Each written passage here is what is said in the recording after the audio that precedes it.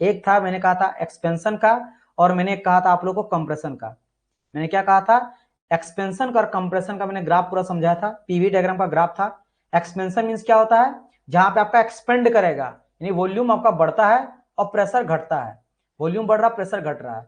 और कंप्रेशन का बात करें, कंप्रेस किसी को दबाएंगे तो क्या हो जाता है, यहाँ पे आपका वॉल्यूम घटता है लेकिन प्रेशर आपका बढ़ता है। तो कोई भी एक एग्जांपल ले लेते हैं, जैसे इसका ले लेंगे एग्जांपल, तो देख सकते हो आपका यहाँ पे इनिशियल वॉल्यूम है, ये बच्चा कोई बोल रहा था ये वॉल्यूम है जहां पे इनिशियल स्टार्ट हो रहा है कि वॉल्यूम इतना था समथिंग, जैसे मान लेते हैं 10 मीटर क्यूब आपका वॉल्यूम था, जब उसको क्या किया एक्सपेंड हुआ ना, तो वॉल्यूम बढ़कर सपोज करो फाइनल वॉल्यूम आपका हो गया 50 मीटर क्यूब का, तो एक्सपेंशन हुआ। लेकिन वॉल्यूम में देखो ड्रॉप हुआ है, क्योंकि एक्सपेंशन था वॉल्यूम ड्रॉप करता, मान लो P1 प्रेशर था तो अब P2 हो चुका है, जो कि घटा है बेसिकली। कि अगर मान लेते ऐसे बोलेंगे ये P1 था ऊपर चल गया P2, तो P2 मान लेते हैं कि अगर मान लो ये मेरा था 20 पास्कल पे या न्यूटन पर मीटर स्क्वायर में, है ना, तो यहाँ पास्कल ही लेके चलेंगे, पास्कल है तो ये हो सकता है कि आ गया है 12 पास्कल में, तो घटा है प्रेशर और वॉल्यूम बढ़ा। सेम यहाँ पे अगर इधर से ऊपर जाएंगे, इस तरह से जाएंगे ना, इधर ऐसे जाएंगे, तो यहाँ पे आपको क्या नजर आ रहा होगा, नजर आ रहा कि देखो यहाँ पे वॉल्यूम वॉल्यूम फाइनल वॉल्यूम था कुछ, वॉल्यूम आपका यहाँ पे क्या बढ़ा है, सॉरी घटा है, तो वॉल्यूम घटेगा कि मान लेते हैं इस बार फिर से वही 50 मान ले, अब अगर 50 मीटर क्यूब था तो घट के आपका क्या हो गया 10 हो गया है, तो वॉल्यूम घटा है। एंड प्रेशर का बात करा जाए तो इस समय पे जैसे P2 था और यहाँ पे P1 था, वही मान लेते हैं, यहाँ पे मैंने 12 पास्कल माना था, यहाँ पे आपका 20 पास्कल मैंने कहा था, तो देखो प्रेशर इस बार बढ़ा है मेरा, समझ गए, यही अंतर आपका था, दैट इज कॉल्ड मेरा कि भाई P2 एंड P1 में क्या आपको अंतर देखने को मिलेगा, राइट क्लियर, यही था। इसके अलावा मैंने वर्क डन कहा था कि area under the curve, area under PV diagram, PV diagram के नीचे जो एरिया बनता है ऑन वॉल्यूम साइड, किस साइड में, वॉल्यूम साइड में आपको वर्क डन देगा, in volume side gives the work done, आपको वर्क डन देगा, किस केस में, क्लोज सिस्टम के केस में। ओपन सिस्टम के केस में फिर ये प्रेशर साइड में देता है। अभी हम लोग क्लोज सिस्टम का बात करें, क्लोज मतलब इंजन के अंदर ही कंबसन उम्बसन सब हो रहा है, क्लियर, मेरा यहां से एनर्जी जो है वो बाहर जा सकता है लेकिन हाँ मास बाहर नहीं जाएगा, तब बात करें। जैसे पिस्टन सिलेंडर, उसके अंदर का फ्यूल जो होता है पेट्रोल डीजल, वो तो बाहर नहीं जाता, तो क्लोज एग्जांपल में आ जाएगा, राइट। तो जितने भी इंजन अधिकतर वो कभी भी उसका मास बाहर तो नहीं जाता, कोई भी ऐसा इंजन तो नहीं देखे हो जिससे हो सकता है कि फ्यूल सर कुछ देर के बाद थोड़ा घट गया, 1 लीटर पेट्रोल डाले थे 4-5 मतलब कुछ आपका लीटर जो है ना, या कुछ आपका ग्राम या फिर थोड़ा बहुत जो तेल वो लीक कर गया, वो बहुत कम देखने को मिलता है, वो खराब इंजन रहता तभी होता है, तो क्लोज में मान सकते हैं। एरिया अंडर, अब बोला जाता है मैक्सिमम मिनिमम वर्क कहां देखने मिलता है, तो जो मेरा एरिया ज्यादा कवर करेगा, तो फाइनल वॉल्यूम और इनिशियल वॉल्यूम के बीच में एक लाइन ले लो, देखो ये बड़ा इतना एरिया सबसे ज्यादा मिलता है प्रेशर का, और मिनिमम बात करेंगे तो ये रहा आपके वॉल्यूम का, क्योंकि इसका कोई एरिया नहीं, एक लाइन आ रहा है, और बाकी जैसे जैसे इधर आते जाएंगे वैसे वैसे आपका क्या होगा, वर्क डन घटते जाएगा। जैसे आइसोथर्मल का प्रेशर से भी कम, उससे कम आपका एन यानी पोलिट्रोपिक का, है ना, ये आइसोथर्मल है, आइसोथर्मल, इसके ऊपर में था आइसोबैरिक, तो आइसोबैरिक से कम होगा आइसोथर्मल, उससे कम होगा पोलिट्रोपिक, उससे कम आपका होगा एडियाबेटिक, उससे भी कम आपका होगा आइसोकोरिक का वॉल्यूम का। और यहाँ पे अगर बात कर जाए, इसका तो बहुत ही कम मुझे मिलेगा वॉल्यूम, यहाँ भी कम यहाँ भी मिनिमम, यहाँ पे मैक्सिमम एडियाबेटिक आता, क्योंकि एडियाबेटिक का एरिया यहाँ इतना कवर करेगा, और ये सबसे मैक्सिमम एरिया है, इससे सब कम ही रहेगा, इससे सब कम रहेगा। जैसे इसके जस्ट नीचे क्या आ जाएगा आपका पोलिट्रोपिका, तो पोलिट्रोपिका देख सकते हो इतना एरिया आ रहा, राइट, इतना एरिया, तो ये भी देख सकते हो रेड वाले से तो कम ही है। उससे और कम बात करेंगे तो पोलिट्रोपिक से कम कौन है आपका, देख सकते हो एन, एन यानी आइसोथर्मल का, उससे भी कम आपका इतना हो जाएगा, क्लियर। 50 VI इनिशियल वॉल्यूम कुछ भी हो सकता है, मैंने एग्जांपल लेके चला इनिशियल और फाइनल वॉल्यूम, आप यहाँ पे कुछ भी ले सकते हो, ये 50 मानो, 60 मानो, 1000 मानो, 10 मानो, 1 मानो, आप कुछ भी वॉल्यूम लो, बस मैं यहाँ पे बोल रहा हूँ कि मैं आपको एग्जांपल लेके समझाया कि इनिशियल वॉल्यूम अगर रहेगा तो एक्सपेंशन के केस में वॉल्यूम बढ़ेगा और प्रेशर घटेगा, और यहाँ पे कंप्रेस जब करोगे दबाओगे तो वॉल्यूम जो होगा वो आपका क्या होगा, वॉल्यूम यहाँ पे बढ़ रहा था वॉल्यूम ना, यहाँ पे वॉल्यूम आपका घटेगा, यहाँ नेगेटिव होगा, यहाँ पे पॉजिटिव होगा, है ना, और यहाँ पे आपका क्या हो रहा था, नेगेटिव हो रहा था, यहाँ पे प्रेशर आपका पॉजिटिव हुआ, बढ़ेगा, क्योंकि धीरे धीरे देख सकते हो ऊपर ही जा रहा है, धीरे धीरे ऊपर ही जा रहा है तो बढ़ेगा, बस यही मेरा कहना था। 50-60 कुछ भी ले सकते हो, कोई दिक्कत नहीं है। दूसरा पूछा जाता स्लोप का, कि इन तीनों, क्योंकि स्लोप इसका तो नहीं पूछा, ये तो हॉरिजॉन्टल वर्टिकल है, प्रेशर का वॉल्यूम का, प्रेशर वॉल्यूम का नहीं पूछा जाता, पूछा जाता है इन तीनों का। इन तीनों में एक आ जाता है आपका क्या, आइसोथर्मल के इक्वल टू 1 जो टेम्परेचर कांस्टेंट है, एक पूछा जाता है आपका पॉलीट्रोपिक का, पॉलीट्रोपिक का जो कि आता पी वी पे power n equal to constant, और एक आ जाता आपका एडियाबेटिक का, यानी पी वी एडियाबेटिक, एडियाबेटिक जैसे को PV power gamma equal to constant, कौन ज्यादा मेरा स्ट्रिप्ट है, कौन ज्यादा ज्यादा स्लोप है, स्लोप मतलब किसमें आप जल्दी गिर जाओगे नीचे अगर आप उसमें खड़ा रहोगे। तो मैंने बहुत बच्चा जैसा समझा था, बच्चे का देखोगे ना आप जाओगे अगर टावर वगैरह में, पार्क वगैरह, तो पार्क में ऐसा लगा रहता है ना। इसमें क्या करते हैं बच्चे, यहाँ पे चढ़ते हैं इधर से लगा रहता है रेलिंग जैसा, इधर से बच्चे चढ़ते हैं और यहाँ से चढ़ के यहाँ से सर से नीचे आके गिर जाते हैं, राइट। तो किसमें अगर इस तरह का स्लोप है, अगर मैं यहाँ पे एक बच्चा को रख दूं, पहला बच्चा, यहाँ दूसरा बच्चा को रख दूं, यहाँ तीसरा बच्चा का रख दूं, कौन जल्दी गिरेगा? तो आप खुद बोलोगे सर थर्ड वाला जल्दी गिरेगा। पता क्यों? थर्ड का स्लोप ज्यादा है। देखो ज्यादा देर तक मैं करके दिखा रहा हूँ, ये यहाँ तक कैसे, एक सेकंड सॉरी। थर्ड वाला अगर देखोगे स्लोप, तो थर्ड वाला स्लोप कैसे जा रहा है? ऐसे ऐसे ऐसे करके ऐसे जा रहा है। सेकंड स्लोप देखो थोड़ा सा ऊपर जा रहा था ऐसे, फर्स्ट वाला स्लोप और ऊपर। तो ये गिरने में लेट लगेगा, ये और लेट मतलब और जल्दी, ये बहुत जल्दी। स्लोप ज्यादा किसका होता है? एडियाबेटिक, क्योंकि नीचे क्या है मेरा? एडियाबेटिक है। तो एडियाबेटिक का स्लोप सबसे ज्यादा होता है, उससे कम होता है मेरा क्या? पॉलीट्रोपिक का, और उससे कम होता है मेरा आइसोथर्मल का। बाकी दो को तो वर्टिकल हॉरिजॉन्टल। सेम विथ यहाँ पे भी सबसे ज्यादा स्लोप देखोगे तो ये आपका एडियाबेटिक का ही है, क्योंकि यहीं से अगर कोई रहेगा सर्र से गिरेगा, इससे नीचे आपका पॉलीट्रोपिक, उससे नीचे आपका आइसोथर्मल। क्लियर? ये आपका कहानी हो जाता है, यही मुझे बताना था। और कल थोड़ा सा फास्ट क्लास में इसलिए ले रहा था क्योंकि और एक लेक्चर था आप लोग का, लाइव लेक्चर, तो टाइम जो है ना वो थोड़ा सा मैं ज्यादा टाइम ले रहा था और सर वेट कर रहे थे, तो मैं नहीं जा रहा था थोड़ा सा, है ना। दैट्स वाई मैंने क्लास को थोड़ा समझाया नहीं और मैंने बंद कर दिया। अच्छा, और एक मुझे याद है, कोई बोला था प्रैक्टिकल एग्जांपल।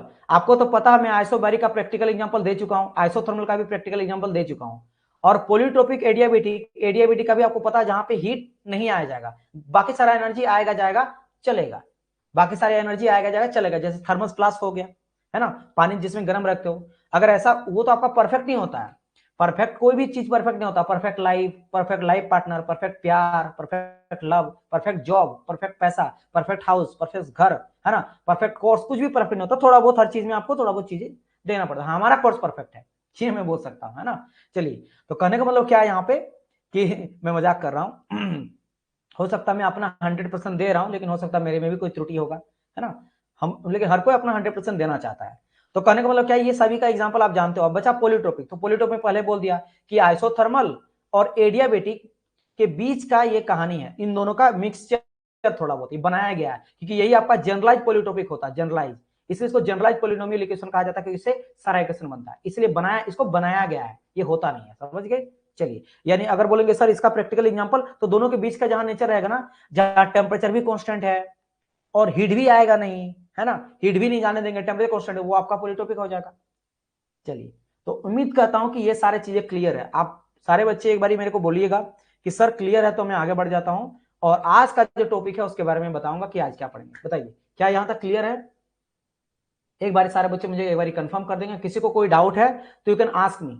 मैं चाहता हूं, देखो, कभी भी कोई बच्चा किसी एग्जाम में क्वालिफाई तभी हो पाता जब उसका सारे डाउट क्लियर ना हो जाए, है ना। और यही फायदा है लाइव का, क्योंकि लाइव में अगर आप ये चीज नहीं ले पा रहे हो तो फिर भाई आपका पेड कोर्स का बेकार ही है, फिर आप कभी भी पढ़ लो। क्योंकि वही बात हो गया ना, वही बात हो गया ना कि भाई मैं क्यों यहाँ पे लाइव लूंगा सर, है ना, और क्यों मैं लाइव अटेंड करूंगा। लाइव अटेंड का यही फायदा है कि मेरे को सर कुछ भी डाउट नहीं रखना है, मैंने पैसा दिया है, मुझे पैसा का पूरा फायदा उठाना, मैं हर एक चीज पूछूंगा, है ना। किसी बच्चे को क्लियर भरे ना हो गया है, आपको नहीं हो रहा, आप पूछो बार बार, आप जितना बार पूछोगे मैं ट्राई करूंगा बताने का, ठीक है। चलिए चलिए, थैंक यू सो मच, यहाँ पे आप लोग का रिप्लाई आ चुका है, थैंक यू डियर। चलिए, तो डियर स्टूडेंट, आज के इस पर्टिकुलर टॉपिक में हम लोग डिस्कस करने वाले हैं work calculation for non flow process. Non flow means क्या होता है? क्लोज सिस्टम, जहां पे आप लोगों को देखने को मिलता है कि एनर्जी जो होता है वो ट्रेवल करता है, लेकिन मास ट्रेवल नहीं करेगा। मास को हम लोग बंद करके रखते हैं, है ना, इसीलिए कहा जाता है इसको कंट्रोल मास, क्योंकि मास यहाँ पे क्या रहता है? कंट्रोल रहता है ना। एनर्जी जो था सिस्टम से सराउंडिंग में जा सकता है और सराउंडिंग से सिस्टम आ सकता है, लेकिन मास मेरा ना तो जाएगा ना ही आएगा। That is called non flow, क्योंकि नॉन फ्लो नाम पड़ा किसके ऊपर? मास के ऊपर भी, क्योंकि मास को हम लोग कंट्रोल करके रखते हैं। इसलिए क्लोज सिस्टम का दूसरा नाम क्या होता है? क्लोज सिस्टम का दूसरा नाम होता है कंट्रोल मास या फिर नॉन फ्लो, कि मास फ्लो नहीं कर रहा है इसलिए नॉन फ्लो। क्लियर? तो अब बात करेंगे वर्क कैलकुलेशन, मतलब कि जितने भी नॉन फ्लो प्रोसेस है, अब देखो, हो सकता है इसमें आइसोथर्मल आएगा, बिल्कुल आइसोथर्मल में भी आपको लोग, अगर मैं लेके चलूंगा कि मास को फ्लो नहीं होने देना है, और आइसोबेरिक में अगर मैं बोलूंगा मास को फ्लो नहीं होने देंगे, आइडियाबेटिक में देखेंगे मास को फ्लो नहीं देंगे, या पॉलीटोपिक, सारे पांचों प्रोसेस में, आइसोकोरिक में भी, सब में अगर मास को फ्लो नहीं होने दे रहे, तो सबका क्या क्या वर्क होगा सबके बारे में डिस्कस करेंगे। क्योंकि मेरे को आपका आइडियल गैस इक्वेशन सबका पता है, मैं प्रीवियस लेक्चर में आइडियल गैस इक्वेशन आपको समझा रखा हूं, उसी के बेसिस पे यहाँ पे मैं आप लोग को बताने वाला हूं। अगर आप लोग को याद होगा आइडियल गैस इक्वेशन, तो ये देख सकते हो आइडियल गैस रिलेशन आपका था जिसमें आइसोकोरिक के लिए हम लोग बात किए थे P1 T1 divided by P2 T2, isobaric के बात किए थे V1 T1 equal to V2 T2, isothermal के बाद बात किए थे P1 V1 equal to P2 V2, adiabatic के बात किए थे PV इक्वल टू कांस्टेंट, ये चीज था, एंड पॉलीटोपिक बात किए थे PV power n equal to constant. और कुछ मेरा यहाँ से कुछ इक्वेशन 3 आया था, इसका भी बना था, और 3 आपका एडियाबेटिक का भी बना था। ये सभी का सभी आइडियल गैस रिलेशन है अलग अलग प्रोसेस का, इसका यूज करेंगे हम लोग, है ना। तो चलिए डिस्कस कर लेता हूं मैं work calculation for non flow all process, non flow के सारे प्रोसेस का वन बाय वन करके। सबसे पहले बात करेंगे हम लोग क्या, वही लिख दिया गया है, work calculation for non flow process और क्लोज सिस्टम। तो पहली बात तो भाई हम लोग बात किए सर क्लोज सिस्टम तक, क्लोज सिस्टम का वर्क क्या था पहले तो ये जान लो। तो वर्क सर मेरा होता है पीडीवी। कैसे होता है मैं प्रूव कर चुका हूं, सिंपल सा कहानी है, अगर आपको नहीं पता है या भूल गए हो तो I will remember you. Sir work equal to होता है फोर्स इनटू डिस्प्लेसमेंट, और सर फोर्स इक्वल टू होता है प्रेशर इक्वल टू होता है फोर्स अपन एरिया। तो यहां से हम लोग सर फोर्स निकाल सकते हैं क्या, प्रेशर इंटू एरिया। तो मैं यहाँ पे क्या करता हूँ, फोर्स की जगह में लिख सकता हूँ pressure into area into D. और सर वॉल्यूम क्या होता है, वॉल्यूम होता है एरिया इंटू लेंथ। तो सर ये मेरा एरिया है और डायमीटर बेसिकली जो होगा वो तो लेंथ ही है, तो इसको मैं वॉल्यूम में चेंज कर दूंगा, तो P into dV change in volume, तो बच गया मेरा बस दिस इज योर दिस, क्योंकि एक हम लोग ये कर दिया ना, जैसे सिलेंडर में रहता है, सिलेंडर का पिस्टन मेरा है, पिस्टन मेरा यहां से लेकर यहां तक मूव कर रहा है, मान लो यहां तक पिस्टन चल गया तो वॉल्यूम मेरे यहां से यहां आ गया, initial volume to final volume, इसलिए डीवी लेके चले, बस यही आपका हो जाता क्लोज सिस्टम के लिए वर्क पीडीवी। चलो तो ये सर मेरे को पता है। अब बात करते हैं पहला प्रोसेस, अगर मेरा आइसोबेरिक प्रोसेस है जहां पे हम लोग प्रेशर कांस्टेंट लेके चले हैं, उस केस में मेरा वर्क डन क्या हो जाएगा, उस केस में वर्क डन क्या हो जाएगा, है ना। तो चलो डिस्कस कर लेते हैं। सबसे पहले वही work done equal to del है, डेल ये डेल डब्ल्यू भी ऐसे लिख सकते हो, डी को कट कर दो डेल हो जाता है ना, यानी जिसका हम लोग कंप्लीटली डिफरेंशिएशन नहीं किया जा सकता है, एग्जैक्ट डिफरेंशिएशन नहीं हो सकता, इनएग्जैक्ट डिफरेंशिएशन है, जो पॉइंट फंक्शन नहीं होता पाथ फंक्शन होता है, इसीलिए ऐसे लिखा जाता है, राइट, जो पॉइंट पे डिपेंड नहीं करता और सिस्टम का ये प्रॉपर्टी भी नहीं है, ये पाथ फंक्शन होता है, ठीक है। तो लिखते हैं हम लोग क्या, पीडीवी, नाइस। अब मेरा यहाँ पे प्रेशर सर कांस्टेंट है, जो कांस्टेंट होता है इंटीग्रेशन में उसको बाहर कर लेते हैं, तो मैंने इंटीग्रेशन को बाहर कर दिया, बचा क्या, चेंज इन वॉल्यूम, और वॉल्यूम का चेंज क्या लिखेंगे, upper limit minus lower limit, यानी V2 minus V1, that's it, हो गया। देखो कितना इजी था, वर्कडन पता चल गया।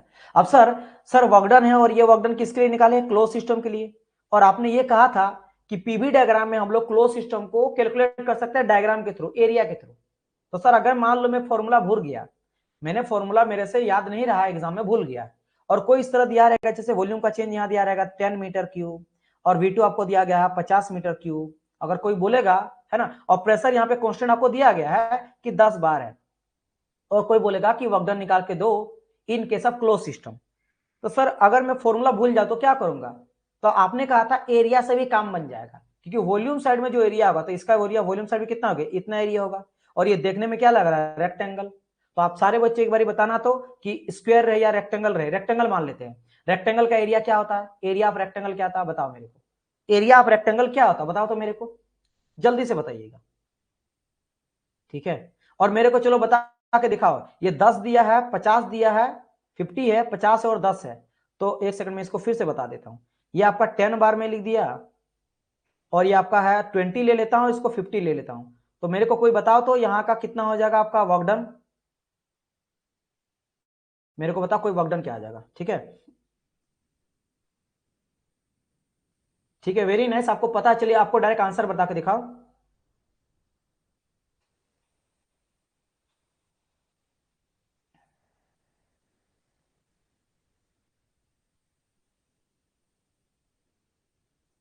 यस, क्या आ जाता है,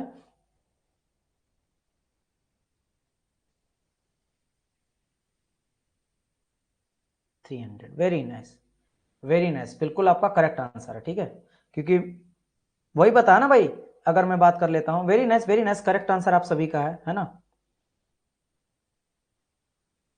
एक सेकंड, एक सेकंड, थोड़ा सा कुछ मुझे एरर आ रहा है, इशू में चेक कर लेता हूं। अच्छा, किसी तरह का कोई दिक्कत तो नहीं आ रहा ना आप लोग को, सब सही चल रहा है ना, स्मूथली चल रहा है ना, मेरे को यहाँ पे बफरिंग दिखाया थोड़ा, क्या कोई बफर उफर है, नहीं है, नहीं है, हाँ नहीं।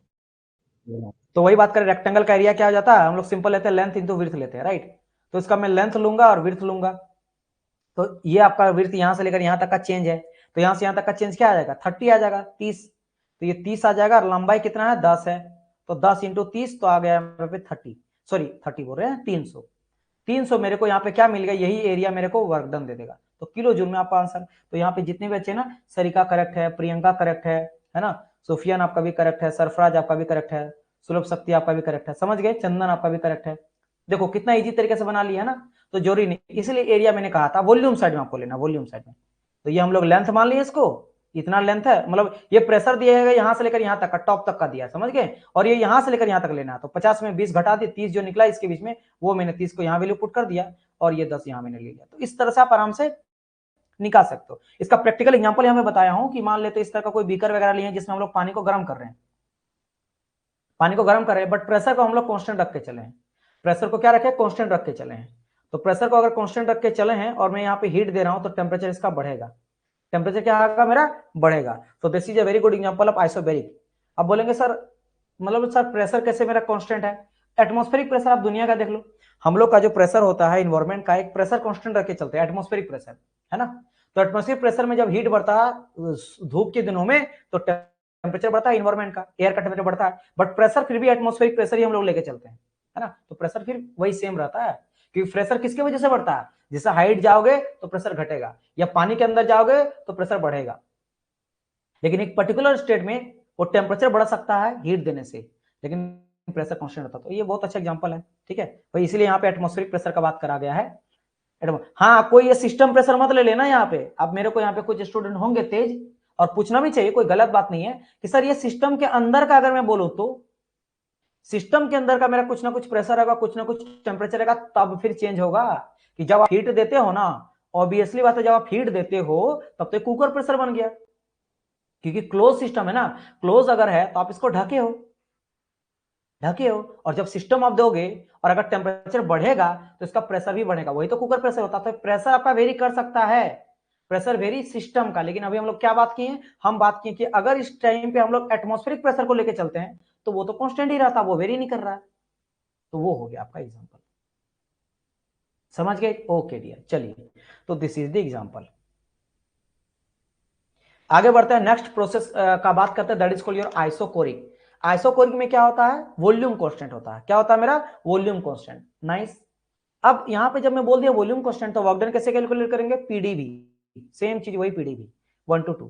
सर यहाँ पे चेंज इन वॉल्यूम तो जीरो है, तो अगर चेंज इन वॉल्यूम जीरो है, क्योंकि यहाँ पे दो वॉल्यूम है ना, डीवी इक्वल टू क्या है, V2 माइनस V1, और आप बोलो वॉल्यूम ही कांस्टेंट है, तो मान लेते हैं इनिशियल वॉल्यूम मेरा 10 mm है, 10 समथिंग है, और फाइनल भी मेरा 10 ही रहेगा, कोई चेंज नहीं, तब तो सर जीरो हो गया। और सर यहाँ पे P इंटू अगर डीवी मेरा जीरो है, तब तो पूरा का पूरा वैल्यू ही जीरो हो गया, तो यानी कि वर्क आपका जीरो हो जाता है इन केस ऑफ आइसोकोरिक। तो आइसोकोरिक के केस में वर्क डन होता क्लोज सिस्टम का, वो क्या हो जाता है, जीरो हो जाता है, क्लोज सिस्टम का क्या हो जाता है मेरा, जीरो हो जाता है, अगर आप वॉल्यूम को कांस्टेंट मान के चलोगे तब, चेंज इन वॉल्यूम अगर आप कांस्टेंट मान के चलोगे, वॉल्यूम, क्योंकि भाई साहब आप कुछ भी करोगे तो वॉल्यूम वैल्यू तो चेंज होना चाहिए वर्क डन करने के लिए, डिस्प्लेसमेंट होना चाहिए, राइट। तो यहाँ पे चेंज हो नहीं रहा, वॉल्यूम चेंज ही नहीं हो रहा, तो डिस्प्लेसमेंट हो नहीं रहा, तो वर्क डन तो हो गया जीरो, समझ गए, ये हो गया जीरो। अच्छा सर इसका डायग्राम में कैसे दिखाएंगे, शो करेंगे, तो देखो ये डायग्राम समझा गया, फिर भी मैं बता देता हूँ, किसी का पी भी, यहाँ पे क्या है, वॉल्यूम आपका कांस्टेंट है, तो वॉल्यूम कांस्टेंट कुछ ऐसा आ जाएगा। आप बोलेंगे सर एक काम करते हैं, तो फिर वो भी तो प्रूव होना चाहिए कि एरिया नहीं आना चाहिए, इसका मतलब एरिया भी जीरो, तो देखो एक लाइन, क्योंकि ये देखो वॉल्यूम कांस्टेंट है, देखो प्रेशर चेंज हो रहा है, यहाँ पे कुछ मेरा प्रेशर रहेगा P1 और यहाँ कुछ रहेगा P2, लेकिन आपको पता कि area under the PV diagram on volume side, क्या वॉल्यूम साइड में एक लकड़ी का कोई एरिया आएगा, अगर आप इसको रेक्टेंगल मारते हो एरिया इक्वल टू, तो क्या लेंथ इंटू ब्रीथ, तो लेंथ तो ठीक है, यहां से लेकर यहां तक हम लोग मान लेंगे लेंथ जो भी रहेगा P1 माइनस P2 का डिफरेंस, बट विड्थ तो कोई है ही नहीं, एक लाइन है, एक लाइन का क्या एरिया निकल जाएगा, कुछ नहीं है, कितना है कुछ नहीं है, ना के बराबर, जीरो के बराबर, तो यानी ये जीरो हो गया, एरिया भी इसका नहीं देखने को मिलेगा, तो सही बात है। अगर आप ऐसे ग्राफिकली भी देखोगे तो विल गेट दी आंसर कि सर स्टेटमेंट तो बिल्कुल मेरा सही कह रहा है, समझ गए, समझ गए, है ना, समझ गए। चलिए देखो, अगर मैं बात करूंगा आइसोकोरिक एग्जांपल का, वैसे इन सब के बारे में आपको बता चुका हूं पहले ही, है ना, अगर आप ध्यान दिए होंगे ना, Boyle's law, Charles law, Avogadro law के बारे में, तो एक में प्रेशर कांस्टेंट था, है ना, समझ गए, प्रेशर कांस्टेंट था चार्ल्स लॉ में, प्रेशर कांस्टेंट था चार्ल्स लॉ, तो चार्ल्स लॉ का ये एग्जांपल आप ले सकते हो, चार्ल्स लॉ का एग्जांपल ले लेना, मैं आपको समझा, फिगर भी समझा, कई सारे एग्जांपल, है ना। आइसोकोरिक का बात करेंगे, वॉल्यूम कांस्टेंट तो याद करो कौन सा था, है ना, एवोगाड्रो में वॉल्यूम कांस्टेंट था। और उसके बाद अगर बात करेंगे तो मेरा बॉयल्स लॉ, बॉयल्स लॉ में मेरा टेम्परेचर कांस्टेंट था। तो इसका एग्जांपल, रियल लाइफ एग्जांपल आप ले सकते हो, आपका that is called your Charles law, sorry Boyle's law. Boyle's law इसका एग्जांपल ले सकते हो आइसोथर्मल का, समझ गए। तो एग्जांपल में बता रखा हूं डियर, ऐसा कोई बात नहीं है। तो तीनों का एवोगाड्रो वगैरह बन गया।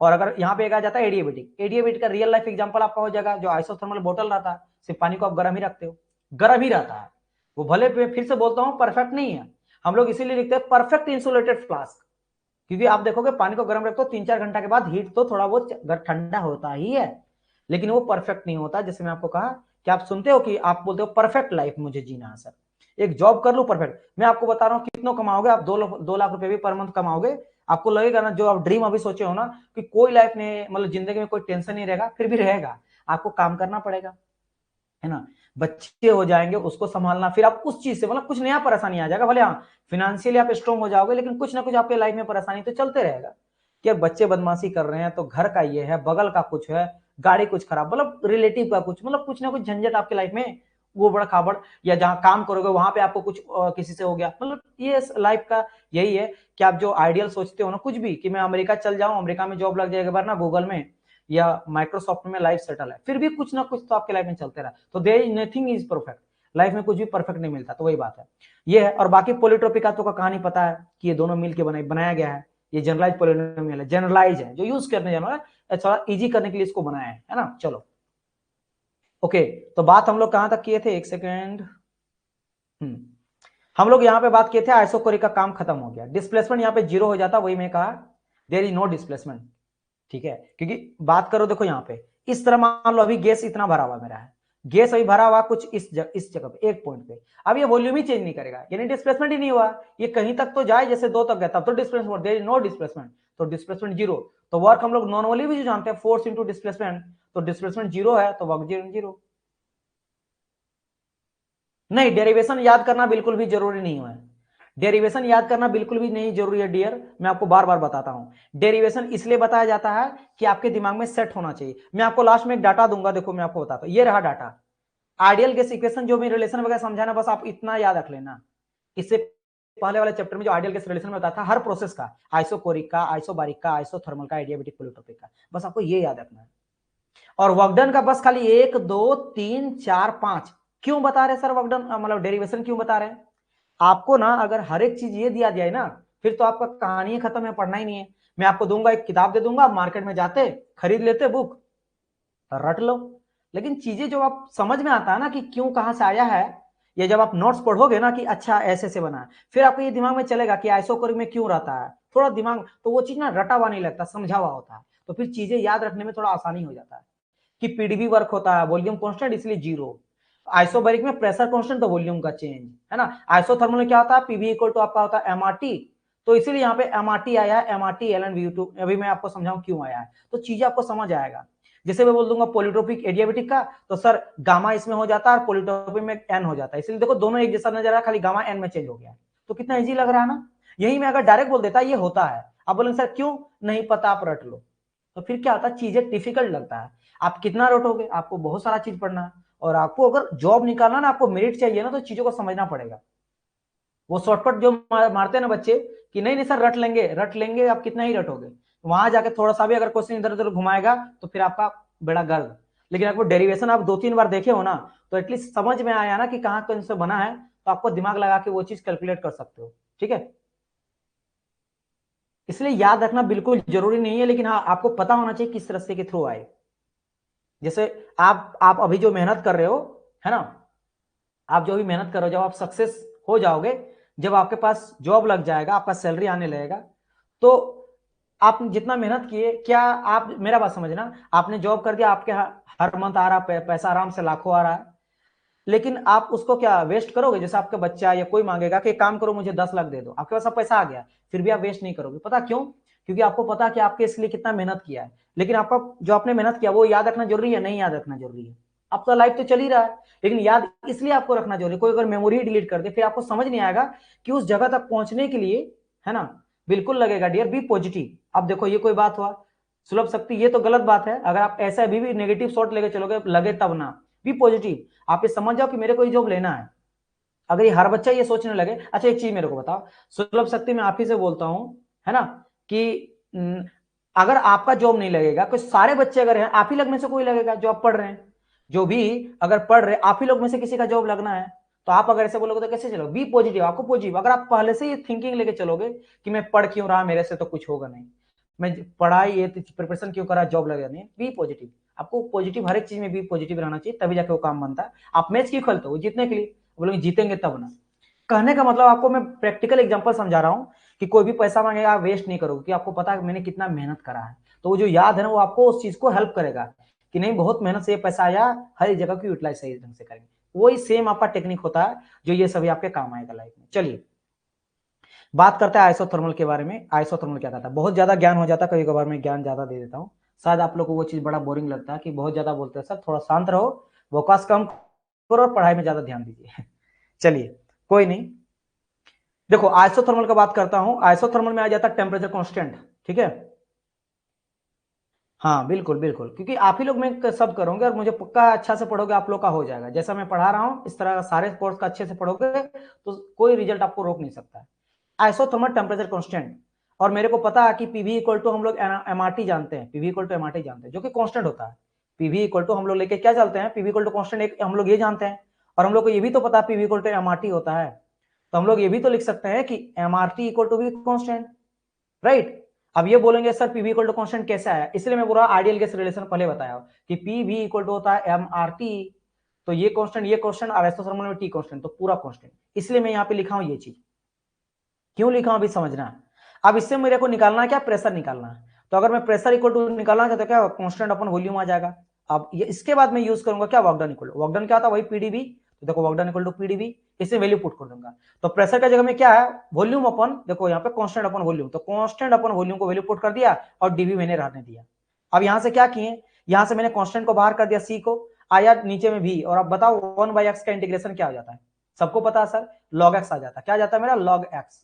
तो देखो 1/v का log v आ गया, upper limit by lower limit. अब क्या करेंगे इसको? अपर लिमिट यानी कि log v2 minus log v1, वही तो सेम देखो log v2 minus log v1। और log आपको पता है कि log आपका m माइनस log n को कैसे लिखते हैं हम लोग सर? जो डिफरेंस रहता है ना, माइनस रहता है, उसको हम लोग डिवाइड कर देते हैं, यानी कि log m अपॉन n कर देते हैं। तो सेम चीज यहां पे आगे करा गया, log v2 अपन v1, log v2 अपन v1। कांस्टेंट यहां पे था, बस यही आपका, ये याद रखना, ये याद रखना। ये अगर आपका याद रह गया, फाइनल आपका इक्वेशन है, बाकी आपका सब बन जाएगा। इसके लिए देखो एक आपका मतलब उसी को थोड़ा चेंज करके पहला, दूसरा, तीसरा, चौथा, पांचवा बनाता है। अब बहुत सारे बच्चे बोलते हैं सर 5 कैसे याद रख पाएंगे? बस आप ये याद रखो, ये अगर आपको याद आ जाएगा सब बना लोगे। आप बोलेंगे सर कैसे? मैं आपको बता रहा हूं। देखो अभी क्या फाइनल निकला कि वर्क डन जो मेरे को मिलता है in case of isothermal, temperature जब कांस्टेंट रहता है, तो मेरा ऐसा निकला कांस्टेंट ln v2 अपन v1। अब देखो मैं सब बनाता हूं। पहली बात, अभी मैं आपको कहा कि क्या होता है PV equal to M R T, और एक मुझे पता है कि पीवी इक्वल टू कांस्टेंट। तो कांस्टेंट के जगह में पीवी वैल्यू पुट कर सकता हूं, बिल्कुल। तो कांस्टेंट के जगह पीवी वैल्यू पुट कर दो, पीवी ln v2 अपन v1। तो पहला आपका बन गया, पहला आपका रिलेशन बन गया पीवी ln v2 अपन v1, ये हो गया फर्स्ट। अब मेरे को ये भी पता है कि पीवी इक्वल टू सर मेरा एमआरटी भी होता है। तो मैं जब पीवी इक्वल टू कांस्टेंट बोल रहा हूं तो एमआरटी अपन भी कांस्टेंट बोल सकता हूं। तो अब यहाँ पे कांस्टेंट के जगह में आप एमआरटी वैल्यू पुट कर दो। तो देखो इसको मैं हटा दूंगा और पीवी के जगह में बस मैं क्या कर दूंगा? पुट कर दूंगा एमआरटी, तो एम आर एन टी। दूसरा आपका इक्वेशन बन के रेडी हो गया, ये आपका दूसरा बन गया। This is your second, this is your second. ओहो हो, हाईलाइटर ले लेते थोड़ा बड़ा बड़ा नजर आएगा तो अच्छा लगेगा आपको। क्या हो गया यहाँ पे? M R T. तो आपका सेकंड बन गया, दो बन गया ना, दो बन गया, ठीक है। अब मैं यहाँ पे जो आप देखो और मैं बना दे रहा हूँ, हाँ यहाँ पे और एक चीज मैं करके दिखा देता हूँ। यहाँ मैंने जो लिखा था ना PV constant equal to P V L N V two upon V one, तो यहाँ पे हो सकता है कि इनिशियल कंडीशन जैसे इस तरह लेता हूं, एक कंडीशन दो, एक प्रोसेस के लिए कर दो। यहाँ पे मेरा P1 रहेगा, यहाँ मेरा P2 रहेगा, है ना। यहाँ P1 रहेगा और इस जगह पे V1 रहेगा, और इस जगह पे मेरा P2 रहेगा, V2 रहेगा। तो हो सकता है P1 V1 भी हो, और हो सकता है ये P2 V2 भी हो। तो चार बन के देखो वही MRT एक बार रख दिया गया, एक बार PV रख दिया, एक बार P1 V1 ले गया, एक बार P2 V2 रख दिया। तो चार बन के रेडी हो गया। समझ गए ना, मेन आपका यही था, ये चार बन के रेडी हो गया। अच्छा और एक कहानी समझो यहाँ पे, और एक कहानी क्या समझेंगे कि मेरे सर ये भी पता है कि पीवी इक्वल टू कॉन्स्टेंट होता है आइसोथर्मल के लिए, और प्रोसेस के लिए क्या लिखते हैं, P1V1 इक्वल टू P2V2।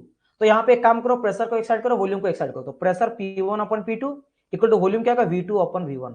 तो जहां पे मेरा V2/V1 है उसके जगह में अगर मैं P1/P2 वैल्यू पुट कर दो तो कोई दिक्कत है? तो आप देखो यहाँ पे जो V2/V1 था ना उसके जगह में वैल्यू पुट कर सकता हूँ P1/P2, यानी कि ये बन जाएगा क्या, ये कांस्टेंट के जगह में देखो, ये जो अभी मैंने कहा था कि वर्क डन इक्वल टू क्या आया था, कांस्टेंट ln V2/V1, तो इसका क्या लिख सकता है, कांस्टेंट ln P1/P2।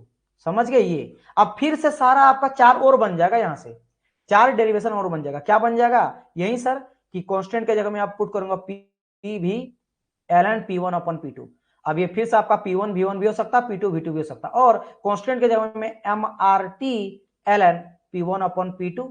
राइट, समझ गए? तो देखो यहाँ पर और मैंने दो बना दिया, तो चार ही नहीं, पांच नहीं, 6-7 बन जाएगा डेरिवेशन। तो आपका इंपॉर्टेंट ये, इसको चाहे तो मैंने बाद में हाईलाइट कर दूंगा, ये याद रखना, दिस इज योर फाइनल, है ना, ये आपका फाइनल इंपॉर्टेंट ये रखना। बाकी सब आप बना लोगे, जो अभी आपको भले फर्स्ट टाइम पढ़ रहे हो, लेकिन जब 3-4 बार रिवीजन करोगे ना तो आप आराम से कर सकते हो। क्लियर? और ये सबसे कहीं ना कहीं अगर थोड़ा बहुत घुमाएगा तो आपको आ सकता है। चलो, इसका मैं मेन बता दूंगा, चार्ट में बनाया हूं, डोंट वरी।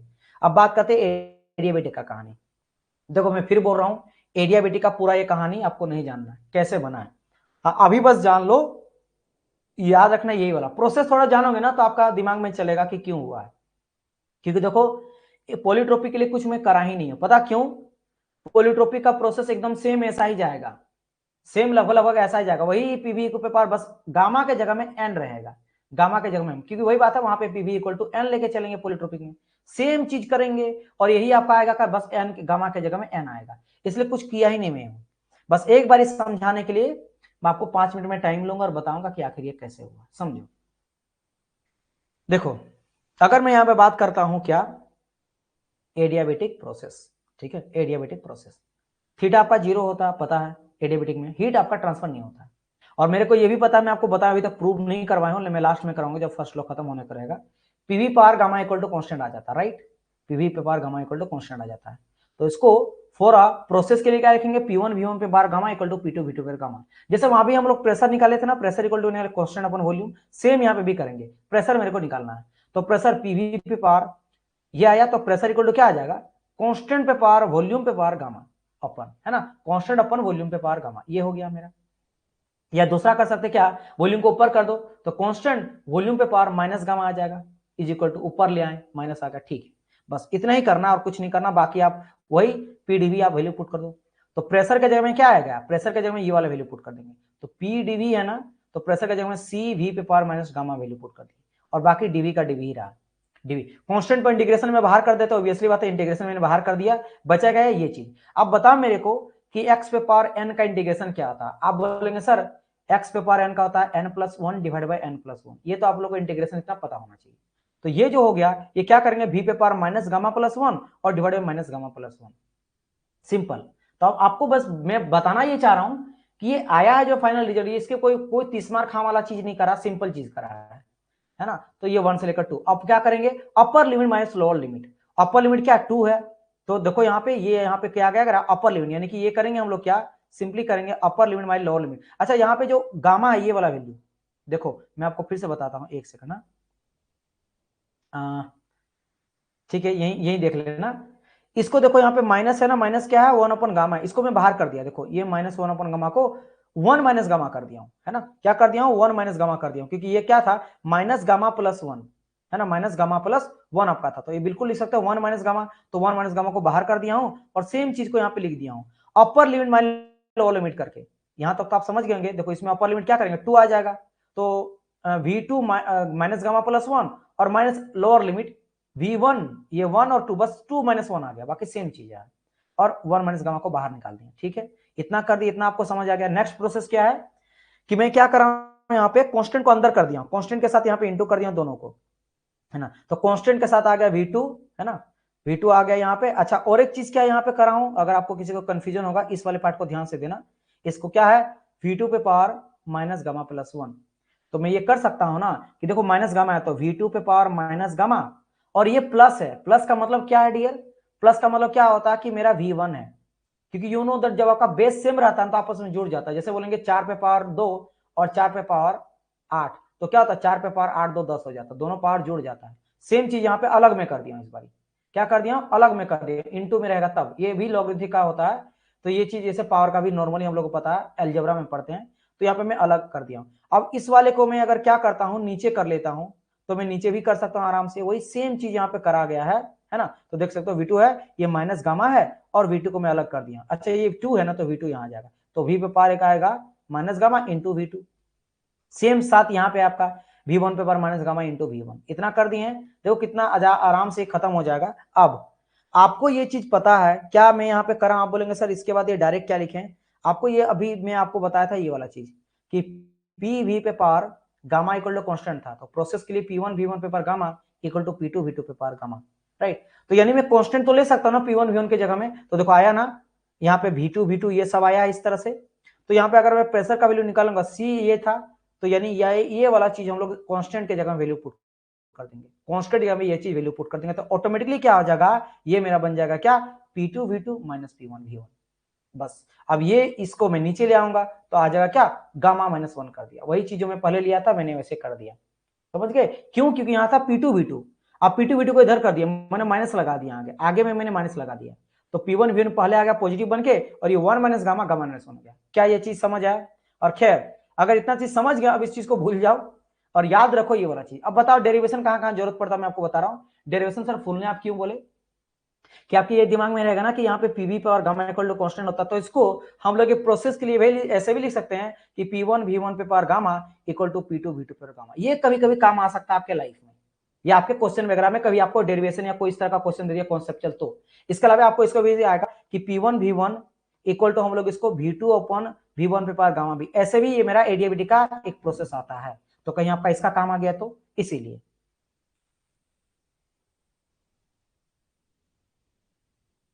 लास्ट के बॉक्स में कुछ रॉन्ग, हाँ रॉन्ग हो सकता है, कोई बड़ी बात नहीं है, मैं इंसान हूं, मेरे से भी रॉन्ग होगा।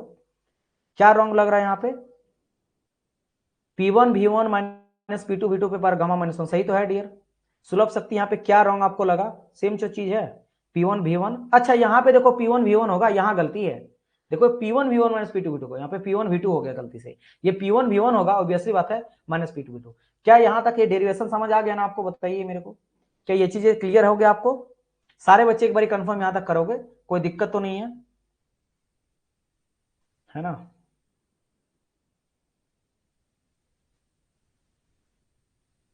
ठीक है, यहां बोलेंगे सर पी कैसे आया, बस यहां से आया ये समझ लेना, ये वाला देखना है, ये वाला कांस्टेंट और V2, क्योंकि हम लोग यहाँ पे कांस्टेंट और वॉल्यूम को, वॉल्यूम पर गामा को P बोले थे, तो बस यहाँ पे P चूंकि 2 था तो यहाँ पे P2 में लिख दिया हूं, तो P2 V2 आ गया है, और यहाँ पे आपका क्या आ गया P1 V1 आ गया, बस मैंने यही करा है और कुछ ज्यादा कुछ करा खास नहीं है।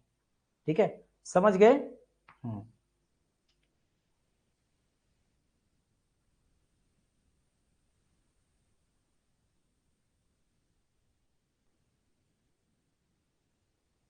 Clear clear clear clear, yes sir clear, okay, सारे बच्चों का रिप्लाई यहाँ पे आ गया है। चलो तो आगे बढ़ते हैं। अच्छा हाँ, यहाँ पे याद रखना कि गामा का वैल्यू मैं बता चुका हूँ, ये कहलाता है एडियाबेटिक इंडेक्स, और इसका वैल्यू होता है 1 से बड़ा, और एयर के लिए 1.4 लेते हैं, एयर का ही ज्यादातर यूज करते हैं इसलिए एयर के बारे में है, बाकी के बारे में जब जरूरत पड़ेगा तो बता देंगे। पॉलीट्रोपी का कुछ नहीं, आपको पता बस एन गामा के जगह में एन आ जाता, तो वहां था P1 V1 minus P2 V2 पे पावर गामा माइनस 1, बस गामा के जगह में यहाँ पे एन आ जाएगा तो एन माइनस 1 हो गया, काम क्लियर खत्म पॉलीट्रोपिक। तो अब देखो यहाँ पे चार्ट में सारा कहानी आपको यहाँ पे लिख दिया गया है। सबसे पहले आइसोकोरिक का 0 आया था, आइसोबारिक का V2 माइनस V1 आया था। आइसोथर्मल का बात करेंगे तो आइसोथर्मल में कई सारा इक्वेशन यहाँ पे बना था, जिसमें से मैं केवल एक को लिखा हूं, वैसे मैं इसको भी नहीं लिखना चाह रहा था, मैं लिखना चाह रहा था केवल इसको, constant ln V2 minus V1। क्या लिखना चाह रहा था यहाँ पे, आप लिखना constant ln V2 minus V1, आप इससे सारा कुछ बना सकते हो, मेन आपका यही है। बाकी आपको पता कि आइसोथर्मल के लिए आपको बस बेसिक बेसिक कुछ चीजें पता होना चाहिए, जैसे कि आप देखो ना यहीं से आपका बन जाएगा कि एक आपका देखो पीवी इक्वल टू कांस्टेंट है, तो कांस्टेंट के लिए पीवी वैल्यू पुट कर देना। अच्छा यहां से आप वॉल्यूम को प्रेशर में चेंज कर सकते हो, और आपको ये भी पता है कि पीवी इक्वल टू एमआरटी होता है, तो हम लोग कांस्टेंट के जगह में एमआरटी भी वैल्यू पुट कर सकते हैं, कांस्टेंट की जगह पीवी वैल्यू पुट कर सकते हैं, और ये P1 upon P2 equal to आपका V2 अपन V1 हो जाता है। तो जहां पे V2 V1 है उसका P1 अपन P2, तो सारा इस वाले को कन्वर्ट चाहता आप लोग कर लेना, इसको ना लिख के इसको लिख लेना, वैसे ये भी सही है लेकिन एक आप लिखना, इससे आपका काम सब बन जाएगा। और एडियाबेटिक के लिए भाई गामा -1 और पॉलीट्रोपिक के लिए N-1। क्लियर।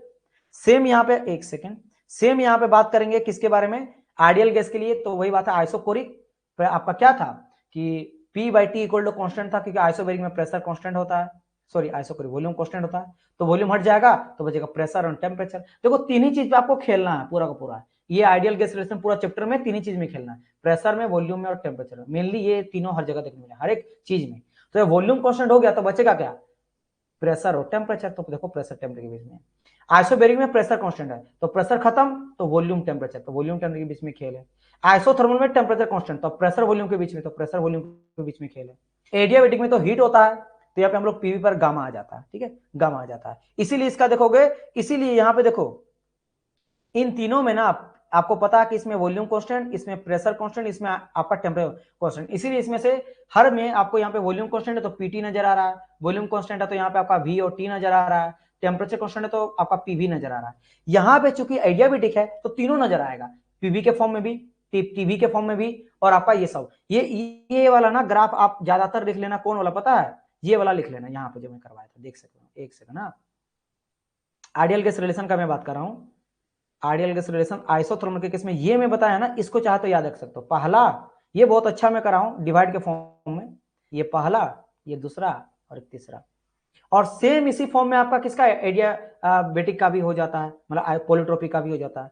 तो पॉलीट्रोपिक का यहाँ मैं अलग अलग लिख दिया हूं, लेकिन आप जो मैंने बताया था उसको आप ये पॉलीट्रोपिक के केस में डायरेक्ट मैं एक छोटा लेके चला हूं, बाकी जो एडियाबेटिक आएगा सेम एन के जगह में आ जाएगा। तो ये नॉर्मली दो तो आपको पता होना चाहिए, P bar gamma, P bar N, ठीक है। बताइए अभी देखो, अभी हम लोग हीट कैलकुलेशन नहीं पढ़े हैं, अभी हम लोग वर्क कैलकुलेशन पढ़े हैं। मैं हीट बताया हूं, हीट क्या होता है, हीट भी पाथ फंक्शन होता है, हीट और वर्क के बीच में डिफरेंस बताया, लेकिन हीट अभी हम लोग हीट का भी कैलकुलेशन करेंगे सारे प्रोसेस के लिए, आइसोबैरिक के लिए, आइसोथर्मल के लिए हीट का कैलकुलेशन है ना, आइसोकोरिक के लिए, पॉलीट्रोपिक के लिए है ना, और आपका एडियाबेटिक के लिए, सबके लिए हम लोग यहाँ पे करेंगे। तब यहाँ पे और एक यहाँ पे जुड़ जाएगा हीट ट्रांसफर, जिसका मैं आपको दिखा देता हूं। सर एलन कैसे आया एक बार एक्सप्लेन करें। एलन आया सर इंटीग्रेशन की वजह से माय डियर, कि 1/x का इंटीग्रेशन होता है log x, तो वहां पे 1/v था तो आगे यहाँ पे log v, दिखा देता हूं मैं आपको, कोई दिक्कत नहीं है, कोई दिक्कत नहीं है। देखो यहाँ पे आइसोथर्मल वाला था, मैंने क्या करा था, आइसोथर्मल के लिए आपको पता कि पीवी इक्वल टू कांस्टेंट लेते हैं, मैंने प्रेशर निकाला वॉल्यूम अपन कांस्टेंट, वॉल्यूम कांस्टेंट अपन वॉल्यूम, प्रेशर के जगह में उस वैल्यू को पुट कर दिया कि कांस्टेंट अपन वॉल्यूम आ गया, कांस्टेंट को मैंने बाहर कर दिया तो नीचे बच गया क्या, v, और ऊपर बच गया dv। तो dv के रिस्पेक्ट में करें जैसे करते थे ना x dx इंटीग्रेशन, तो x का इंटीग्रेशन करेंगे, dx तो उसके रिस्पेक्ट में कर रहे हैं, इस तरह 1/x का dx इंटीग्रेशन, तो उसी तरह dv उसके रिस्पेक्ट में करें, बच्चा मेरा v, तो 1/v है, तो 1 इंटीग्रेशन होता है log x, तो यहाँ पे हो गया log v, और उसका अपर लिमिट है लोअर लिमिट, तो अपर लिमिट में लोअर लिमिट, और उसको बाकी आ गया log m minus log n का, मैंने कहा था माइनस रहता तो उसको हम लोग क्या log m divide by n कर सकते हैं, तो बस वही हमने कर दिया, दैट्स इट, खत्म, आ गया, बहुत इजी है। तरीका समझ आ गया कैसे आया है ना।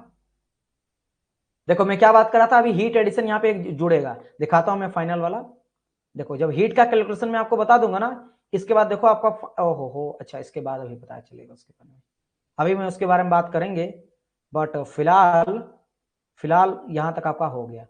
तो ये आप लोग का ना यहाँ पे एक न्यू टॉपिक स्टार्ट होता, बट हम लोग के पास इतना टाइम है नहीं, तो डियर स्टूडेंट हम लोग इस टॉपिक को कल के लेक्चर में डिस्कस करेंगे, तब तक के लिए good bye and God bless you all. उम्मीद करता हूं कि सारी चीज समझ में आया, आप लोग तो बोल ही दिए कि ऑल क्लियर है। अभी मैं इसका क्लास क्यों नहीं ले रहा हूं, क्योंकि आपको पता है कि भरत सर का क्लास होता है, और फिर क्या करने लगता है वो आपका जो है ना, वैसे हम लोग के पास अच्छा खासा टाइम है, वी हैव 30 मिनट्स ना, 9:30 बजे से है, तो मेरे पास हमको लग रहा था तब तो बहुत अच्छा टाइम है, चलिए इसको कर लेता हूं मैं, है ना, इसको कर लेते हैं, बताइए पढ़िएगा ना, इसको कर लेता हूं मैं आपको बता देता हूं ना कि यहाँ पे देखो क्या पढ़ेंगे हम लोग, relation between the heat and work, हम लोग हीट एंड वर्क के बीच में रिलेशन देखेंगे, डिफरेंस और सिमिलरिटीज नहीं वो देख चुके हैं, रिलेशन देखेंगे, जिससे आपका बनता first law of thermodynamics, very very important, क्योंकि हम लोग basically first law of thermodynamics चल रहे हैं, लेकिन सोचो first law of thermodynamics, first law तो एक लॉ है ना, लेकिन ये चैप्टर बहुत बड़ा है, उस लॉ तक आने के लिए हम लोग कितना सारा चीज पढ़े, उस लॉ तक, इस फर्स्ट लॉ ऑफ थर्मोडायनेमिक्स को पढ़ने के लिए हम लोग कितना सारा चीज पढ़ना पड़ा हम लोग को, राइट। चलिए तो स्टार्ट करते डियर स्टूडेंट। अब हम लोग डिस्कस करने वाले हैं relation between the heat and work. इससे पहले मैं आप लोग को हीट एंड वर्क का सिमिलरिटीज एंड डिफरेंसेस मैंने बताया था। फिर बात करेंगे कैसे हीट एंड वर्क के रिलेशन से आपका मिलता है फर्स्ट लॉ ऑफ थर्मोडायनेमिक्स।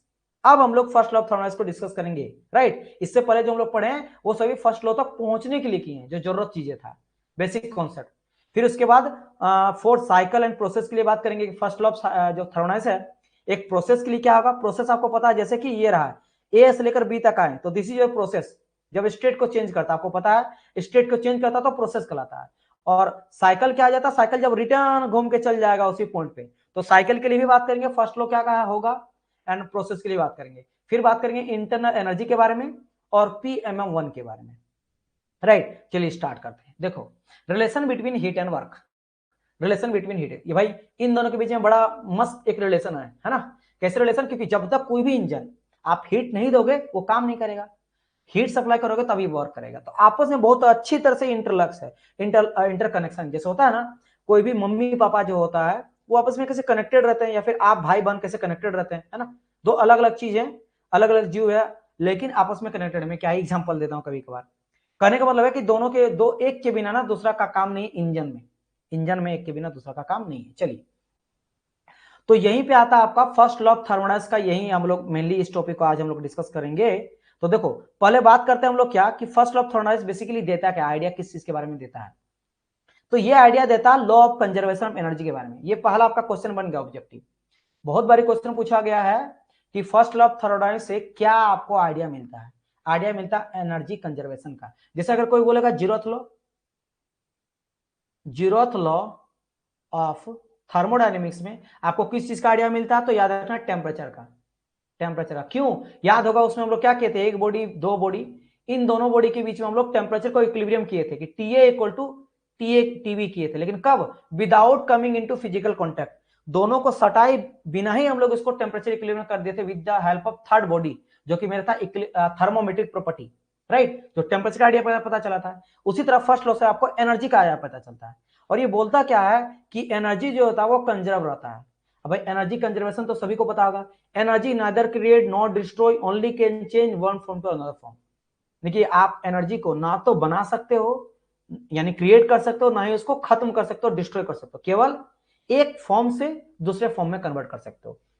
जैसे पैसा का विनाश तो वैसे कर सकते हैं लेकिन उसका वैल्यू तो नहीं होता खत्म कभी भी, है ना। उसको बस कन्वर्जन होता है कि आप बोलेंगे सर मेरे पास आज के टाइम पे बहुत पैसा है, कोई बोलेगा मेरे पास बहुत लग्जरी लाइफ है, कार है, ये है, तो आपने पैसा दिया है तब जाके वो चीज मिला है, राइट। सेम कहानी है। और हम लोग को ये पता है कि फर्स्ट लॉ हम लोग थर्मोडायनेमिक्स में पढ़ते क्या है, हीट एंड एनर्जी के बारे में, heat energy and work energy का इंटरेक्शन पढ़ते हैं। चाहे हीट सिस्टम में आ रहा है या सिस्टम से हीट जा रहा है या वर्क, क्योंकि क्या होता है जब आप सिस्टम को हीट देते हो तो आपको वर्क डन मिलता है, या फिर जब आप सिस्टम पे काम करते हो तो फिर वर्क डन आपको बाहर निकलता है।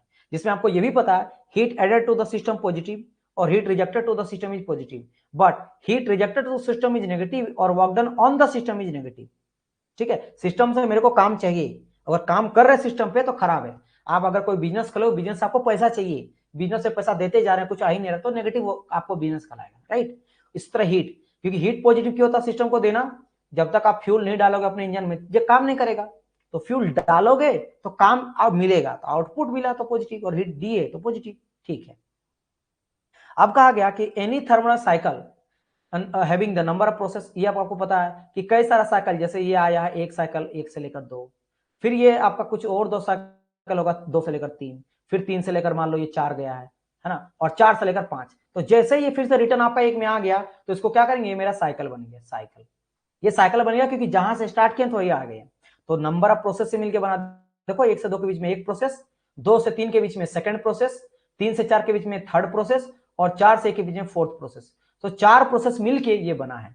और वो भी प्रोसेस में आ जाता है स्टेट, जैसे एक प्रोसेस में बात करेंगे, ये रहा एक प्रोसेस 1 से लेकर 2, आपको पता कई सारा स्टेट से मिलके पार हुआ प्रोसेस।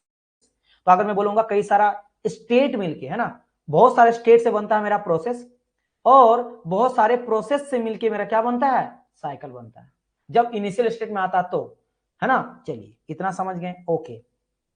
और अभी बात की हम लोग एनर्जी इंटरेक्शन का, यानी कि according to first law of thermodynamics हम लोग बोल सकते हैं total heat interaction equal to total work interaction.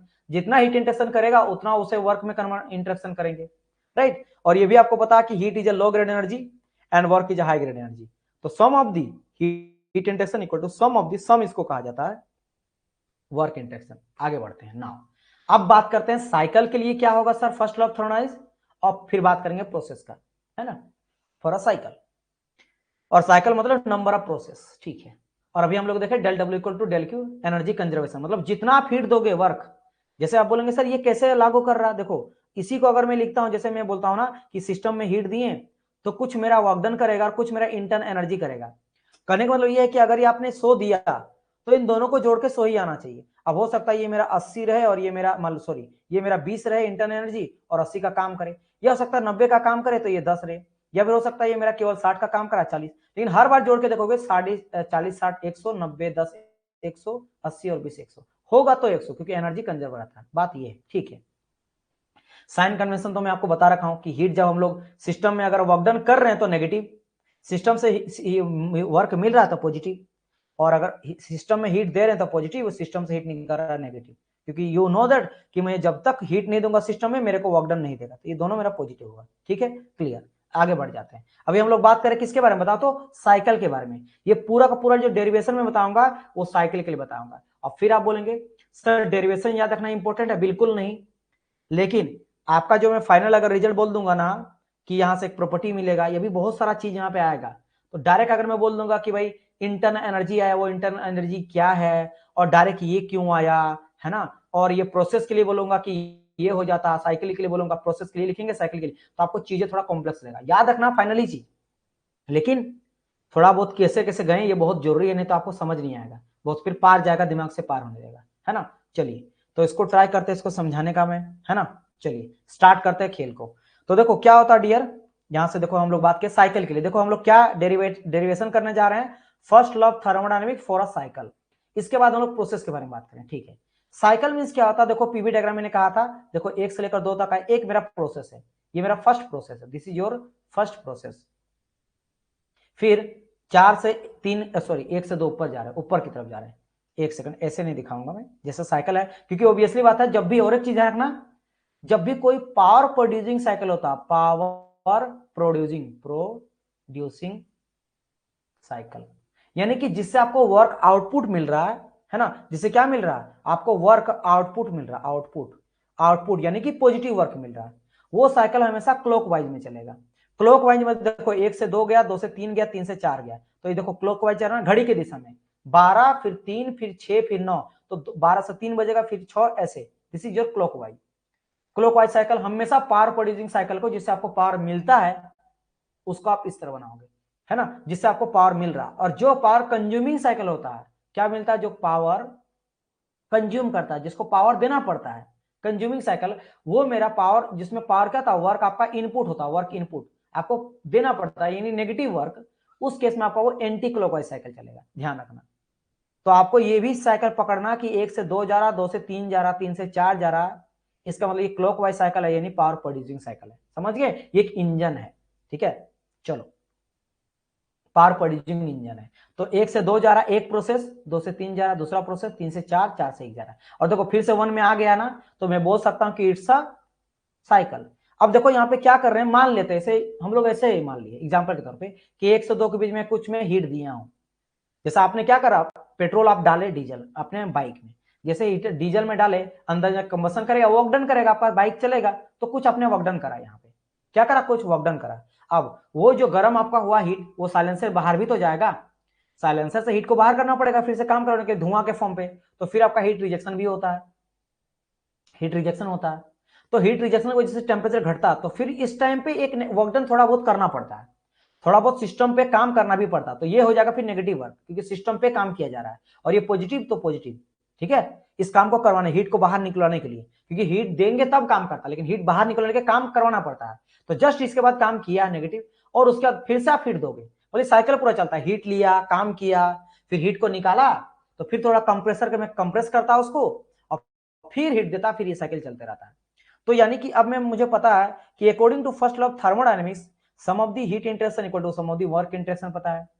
तो यानी कि यहाँ पे क्या क्या हीट हुआ है, तो एक बार हीट हम लोग दिए हैं, एक बार हीट को निकाले हैं, तो इसको ले लेंगे हम लोग पॉजिटिव, इसको ले लेंगे हम लोग नेगेटिव। तो देखो Q12 क्यों बोला है कि हीट जो दिया गया है वो 1 से 2 के बीच में प्रोसेस दिया गया है, तो Q12 हो गया पॉजिटिव में और Q34 हो गया नेगेटिव में।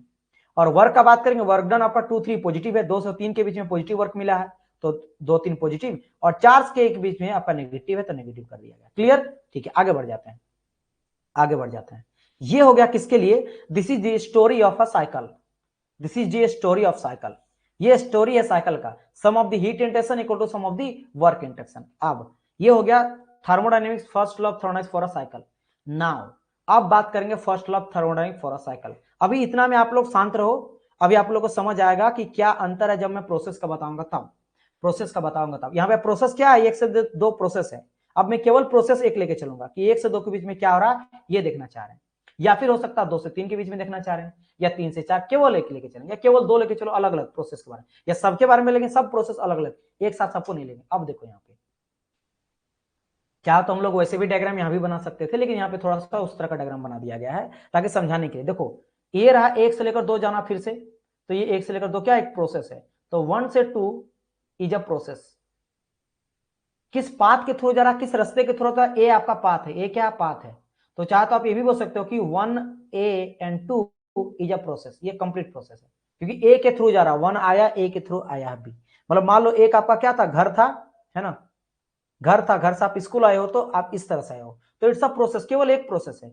हम लोग यहाँ पे साइकिल नहीं लेके चलेंगे, साइकिल कब होगा, जब रिटर्न फिर से चल जाओगे आप 1 तक, या हो सकता है आप ऐसे भी सी के थ्रू भी गए। लेकिन यहाँ पे अगर बात करेंगे तो 3 यहाँ पे आपको नजर आ रहा प्रोसेस, एक आपका नजर आ रहा 1A2, एक नजर आ रहा 1B and 2, देखो 1B and 2, एक नजर आ रहा 1C and 2, sorry 2B and 1 जा रहा, रिटर्न जा रहा ना, ये भी आपका 2C and 1 जा रहा है, क्योंकि 2C1 रिटर्न जा रहा है, ठीक है, ये आया है, मतलब आने का केवल एक रास्ता, जैसे ब्लैक वाला क्या आने वाला रास्ता है, ये आ रहा, ठीक है, ये आ रहा है और ये दोनों यहां से जा रहा, घर जा रहा, रिटर्न जा रहा, समझ गए उस इनिशियल पॉइंट तक। क्यों मैं समझा रहा हूं समझना, क्योंकि बात अभी करेंगे हम लोग केवल प्रोसेस के बारे में, केवल 1 से 2 के बारे में इस तरह लेके चलेंगे। देखो तो यहाँ पे साइकिल बात करेंगे, कितना साइकिल बन सकता है आप मेरे को बताओ, तो साइकिल यहाँ पे बन सकता है 2 साइकिल। क्यों एक साइकिल, सर मैं यहाँ पे घर से चला और ट्यूशन तक आया, ए रास्ते के थ्रू में आया और बी रास्ते के थ्रू में सर घर चल गया, तो पहला साइकिल बन के रेडी क्या गया, 1A2 आए और 2 के बाद फिर कैसे चल गए B1, तो 1A2 का आया फिर 2B1 से चल गए, ये हो गया फर्स्ट साइकिल, साइकिल नंबर पहला। सेकंड साइकिल यहाँ पे आपको नजर आ रहा है रेड कलर से मैं दिखा देता हूं कि सर अब मैं आ रहा हूं ए के थ्रू तो आ रहा हूं, लेकिन जा रहा हूं सी पाथ के थ्रू, ये भी तो साइकिल कहलाएगा। तो साइकिल जो हो जाएगा दूसरा वो क्या हो जाएगा कि 1A2 के थ्रू सर हम आए, 1A2 के थ्रू आए, लेकिन जा रहे हैं किसके थ्रू, 2B1 के थ्रू, तो 2C1 के थ्रू जा रहे हैं। आप यहाँ पे एक चीज कॉमन देखोगे, क्या कॉमन है कि सर दोनों में ही देखो आपका ग्रीन और रेड वाला, देखो यहाँ पे सॉरी रेड वाला और ब्लैक वाला दोनों एक रास्ते से आ रहा, आने का तो रास्ता सेम ही है, जाने का अलग अलग रास्ता। क्लियर, ये चीज आपको पता, ठीक है, तो वही 2 साइकिल लिख दिया गया है, 2 साइकिल। तो क्या करें हम लोग, फर्स्ट लॉ ऑफ थर्मोडायनेमिक्स लगा रहे हैं, फर्स्ट साइकिल पहले साइकिल लगा रहे हैं, अभी देखना इसके बाद प्रोसेस निकालेंगे। पहला साइकिल क्या था, ये वाला साइकिल था 1A2 और 2B1, 1A2B1 के लगा रहे हैं, ठीक है, अभी सबको हटा रहे हैं, पहला साइकिल में बना देता हूं, this is the first cycle. तो फर्स्ट साइकिल के लिए अगर मैं लगाता हूं फर्स्ट लॉ ऑफ थर्मोडायनेमिक्स, तो क्या मेरे को पता है, sum of the heat equal to sum of the work. तो सपोज करो ना कि यहाँ पे कुछ आपका हीट दिया गया है और कुछ मेरा वर्क किया गया है इस तरह से, है ना, तो मान लेते हैं क्या यहाँ पे sum of the heat equal to sum of the work, sum of the heat equal to sum of the work. तो सपोज कर लो कि 1A2 के बीच कुछ, ऑब्वियसली बात है जब तक हीट हम लोग देंगे नहीं तब तक मुझे वर्क डन मिलेगा नहीं, तो कुछ हीट दिया गया, तो वही लिखा गया del Q equal to 1A2, 1A2 बता रहा कि 1A2 में कुछ मेरा हीट दिया गया है। अच्छा, और जब 2B1 जाएंगे, जब इधर भी जाएंगे तब भी तो कुछ हीट देना पड़ेगा, तब तो वर्क डन करेगा, तो यहाँ भी कुछ सिस्टम को ऐड किए, हीट दिए हैं, तो हीट मान लो हीट दिया गया तो पॉजिटिव लेके चलेंगे, तब जाके मुझे वर्क डन मिला है, वर्क डन मिला माना पॉजिटिव, सबको पॉजिटिव मान के चलेंगे, यहाँ पे कोई नेगेटिव नहीं मान के चलेंगे, तो ये लिया गया क्या 2B1। बोले ये इसका मतलब ये है कि 1A2 और 2B1 जब गया है आया है, दोनों टाइम में कुछ ना कुछ हीट दिया गया है सिस्टम पे, इसलिए पॉजिटिव। और work done sum of the what, मतलब कि 1A2 में भी कुछ काम किया गया है और 2B1 में भी कुछ काम किया गया है, क्योंकि वहां जाने के लिए काम करेगा, क्योंकि दौड़ के आएंगे, दौड़ के जाएंगे, बाइक से आएंगे, बाइक से जाएंगे, तो कुछ हीट देंगे, पेट्रोल डालेंगे, कुछ खत्म हुआ तब जाकर काम किया, ये मैं लिख दिया। अब सेम चीज में क्या करूंगा, फर्स्ट लॉ अप्लाई करूंगा सेकेंड साइकिल के लिए। सेकेंड साइकिल क्या था, सेकेंड साइकिल हम लोग लेंगे ये वाला कि 1a2, अब चलेंगे 2c1। तो यहाँ पे सेम कहानी है कि जब 1a एंड 2 के थ्रू जब आया है तो कुछ आपका हीट दिया है, और जब 2c1 के थ्रू जा रहे हो तब भी कुछ हीट दिया गया है। तो देखो कुछ यहाँ पे क्या करेंगे, यहाँ पे सम ऑफ द हीट निकालने क्या करेंगे, 1a2 में कुछ हीट आया है और 2c1 में भी कुछ हीट आया है, तो हीट को एक साइड लिए, दोनों को पॉजिटिव लिए हैं। और जब मेरा यहाँ पे काम करेगा तो 1a2 आया तो कुछ वर्क डन मुझे मिला है पॉजिटिव, और यहाँ से कुछ वर्क डन मुझे मिला है, तो वर्क डन 1a2 के थ्रू, सॉरी एक सेकंड, यहाँ कुछ गलती है ना, यहाँ देखो, यहाँ पे देखो मैंने गलत पकड़ लिया, यहाँ होगा 2c1, क्या होगा यहाँ पे, डेल डब्ल्यू इक्वल टू हो जाएगा मेरा 2c1, 2c1 के कुछ वर्क डन हुआ प्लस हो जाएगा डेल डब्ल्यू इक्वल टू, नहीं नहीं नहीं, सही है, सॉरी सॉरी सॉरी, हाँ, क्योंकि वर्क पहला बार कहा गया, वर्क यहाँ कुछ कर रहा, कुछ यहाँ वर्क कर रहा, तो एक बारी वर्क करेगा 1a2 के थ्रू, एक बारी करेगा 2c1 के थ्रू, तो एक बारी 2 के थ्रू और यहाँ थ्रू, यहाँ भी एक बारी करेगा, हीट लेगा 1a2 के थ्रू और 2c1 के थ्रू। चलो ये मैं क्या कर रहा हूँ, एक साइकिल मेरे को यहाँ से मिलेगा कुछ heat, sum of the first law, और यहाँ पे मुझे मिला sum of the heat and sum of the work equal to second cycle. First cycle का ये इक्वेशन, सेकंड साइकिल का ये इक्वेशन। अब मैं इन दोनों को जब नेगेटिव करता हूं, देखना जादू, अभी देखना जादू क्या होगा जब इन दोनों को क्या करता हूं। देखो यहाँ पे आप इस तरह देखोगे, इस तरह करोगे, नेगेटिव पता हम लोग क्यों करेंगे, इन दोनों साइकिल का देखोगे, इसको अगर ध्यान से देखोगे, इसको ध्यान से देखोगे, क्योंकि सर एक चीज तो कॉमन था, कॉमन ये था सर कि दोनों में ही आया है ए के थ्रू, इसलिए देखो कॉमन क्या नजर आपको आएगा, यहाँ पे देखो 1a2, देखो आया है ना 1a थ्रू, क्योंकि इधर से तो आया था, तो इधर से आया था तो उस समय जितना हीट दिया गया वो तो दोनों में सेम रहेगा, तो देखो 1a2, यहाँ भी Q1A2, और यहाँ पे जो काम किया है ना 1a2 में जो वर्कडन किया भी तो सेम रहेगा, क्योंकि 1a2 में जो, क्योंकि दोनों में ही कॉमन था पाथ, दोनों में इसी रास्ते थ्रू आया था, तो ये दोनों कॉमन, बाकी दोनों अलग है। देखो यहाँ पे Q जो हीट एक बारी मेरा 2v1 और यहाँ मेरा 2c1, यहाँ पे 2v1 2c1, क्योंकि एक गया 2v के थ्रू, एक गया c रास्ते के थ्रू, तो एक बार यहाँ पे b s c है, तो ये दोनों को तो कट ही कर सकते हैं ना, तो देखो ये कटा इसके साथ, सबको नेगेटिव कर दिया, सबको नेगेटिव कटिंग करने के लिए, और ये कटा इसके साथ।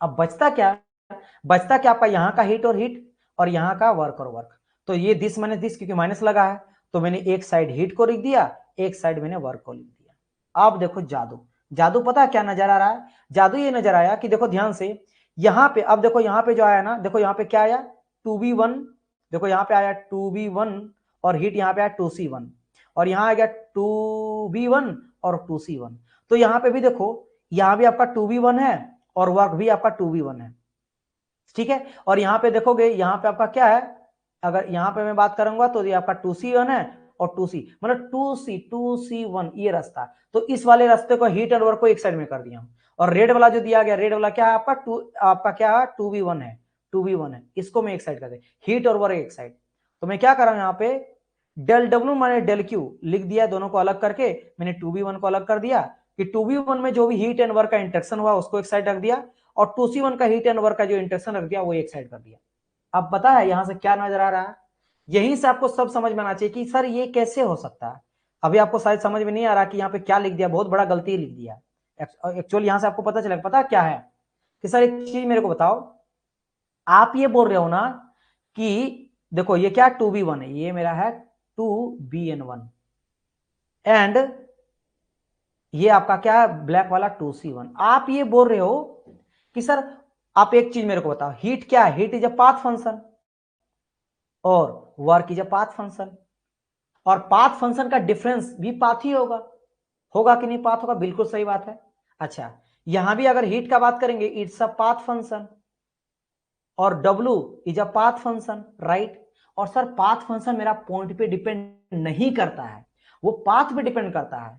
अब फिर से आपको समझाता हूं, मैं बोलूंगा कि इसका एरिया कितना कवर करेगा, ये पूरा एरिया से हम लोग को पता चलता पॉइंट में नहीं, तो रेड कलर का एरिया इतना आ रहा है, तो रेड कलर में जितना भी हीट एंड वर्क का इंटरेक्शन हुआ है वो रेड कलर में आ रहा है। और यही अगर मैं बोलता हूं कि अगर मैं 2c1 का बात करता हूं, उसका एरिया थोड़ा बढ़ जाता है, इसका एरिया कितना आ रहा है, देखोगे इसका एरिया जो है ना, ये वाला भी ले लेंगे, ये वाला एक्स्ट्रा एरिया आ रहा है, और ये तो आएगा ही आएगा, तो इसका एरिया ज्यादा, तो सर दोनों का वर्क और हीट का डिफरेंस जो वो तो अलग अलग होना चाहिए। यहां पे बड़ा दिक्कत ये है ना कि ये दोनों पाथ फंक्शन है, पाथ, तो सर ये बराबर कैसे बोल दिया, अब समझे यहाँ पे क्या समझ आया, यहां पे यही गड़बड़ी है कि सर ये भी पाथ है और ये पाथ जो होता है, मैंने आपको कहा था कि डेल डब्ल्यू को हम लोग नहीं लिख सकते हैं W2 माइनस W1, मैंने कहा था। और ना ही हम लोग डेल क्यू को लिख सकते हैं Q2 माइनस Q1, जैसे हम लोग डीपी को लिखते हैं ना कि फाइनल माइनस इनिशियल लिख सकते हैं, हम लोग dt को लिख सकते हैं 2 माइनस 1, dv को लिख सकते हैं v2 माइनस v1, ये सारा का सारा लिख सकते हैं, ये सबको नहीं लिख सकते, ये गलत हो जाएगा।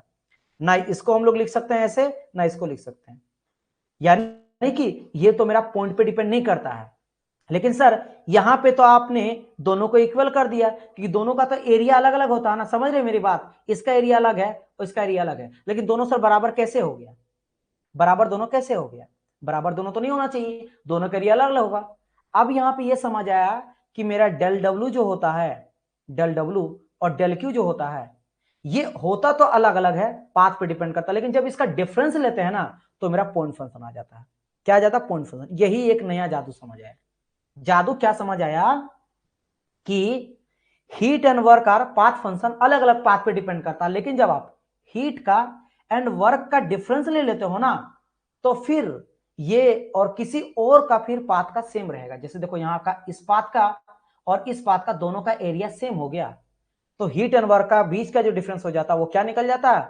इट्स सब सेम आ जाता है।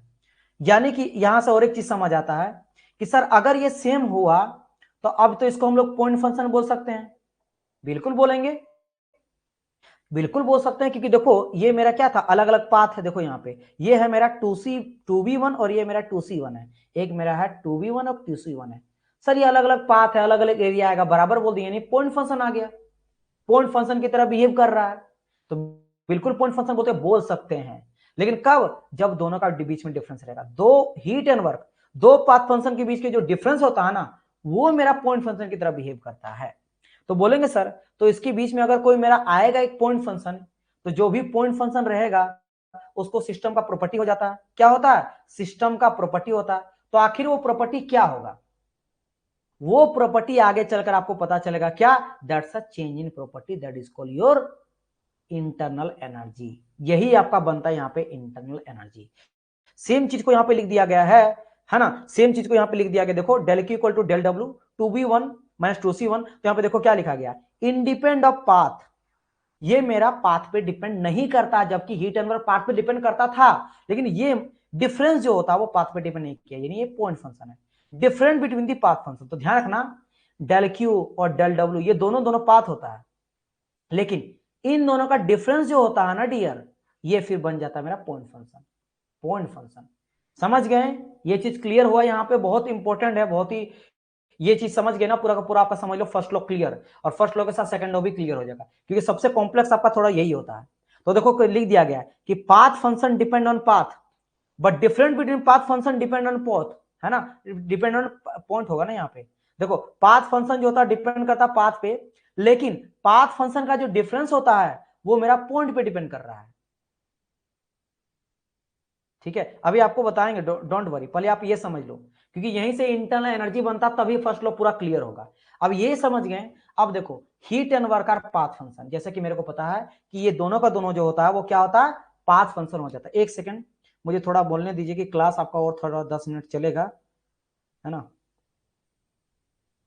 एक सेकंड।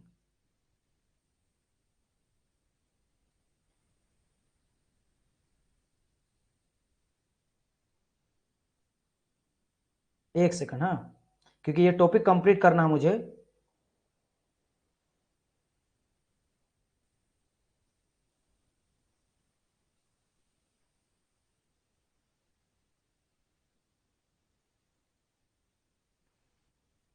नहीं नहीं, इसको करना पड़ेगा, नहीं तो फिर बाद में आपको समझ नहीं आएगा।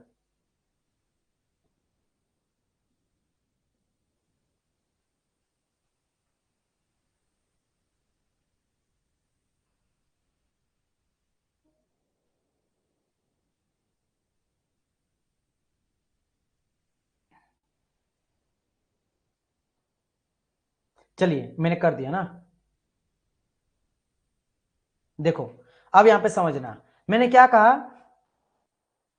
Sir topic complete, yes yes, बहुत इंपॉर्टेंट, क्योंकि ये अगर मैं फिर से स्टार्ट करूंगा ना तो मुझे फिर से स्टार्ट करना पड़ेगा, इसलिए अभी करना बहुत जरूरी है ना, अभी करना इसको बहुत जरूरी है। देखो मैं क्या बोला कि हीट एंड वर्क जो होता है ये दोनों को दोनों पाथ फंक्शन होता है, है ना, दोनों का दोनों पाथ फंक्शन होता है, लेकिन इन दोनों का जो डिफरेंस लेंगे वो पॉइंट फंक्शन आएगा। बस यही मैं कहना चाह रहा हूं, है ना, यही मैं कहना चाह रहा हूं। वही बोला कि फॉर एनी प्रोसेस, कोई प्रोसेस के लिए जब del Q minus del W का देखेंगे ना, वो फिर पॉइंट फंक्शन आ जाता है।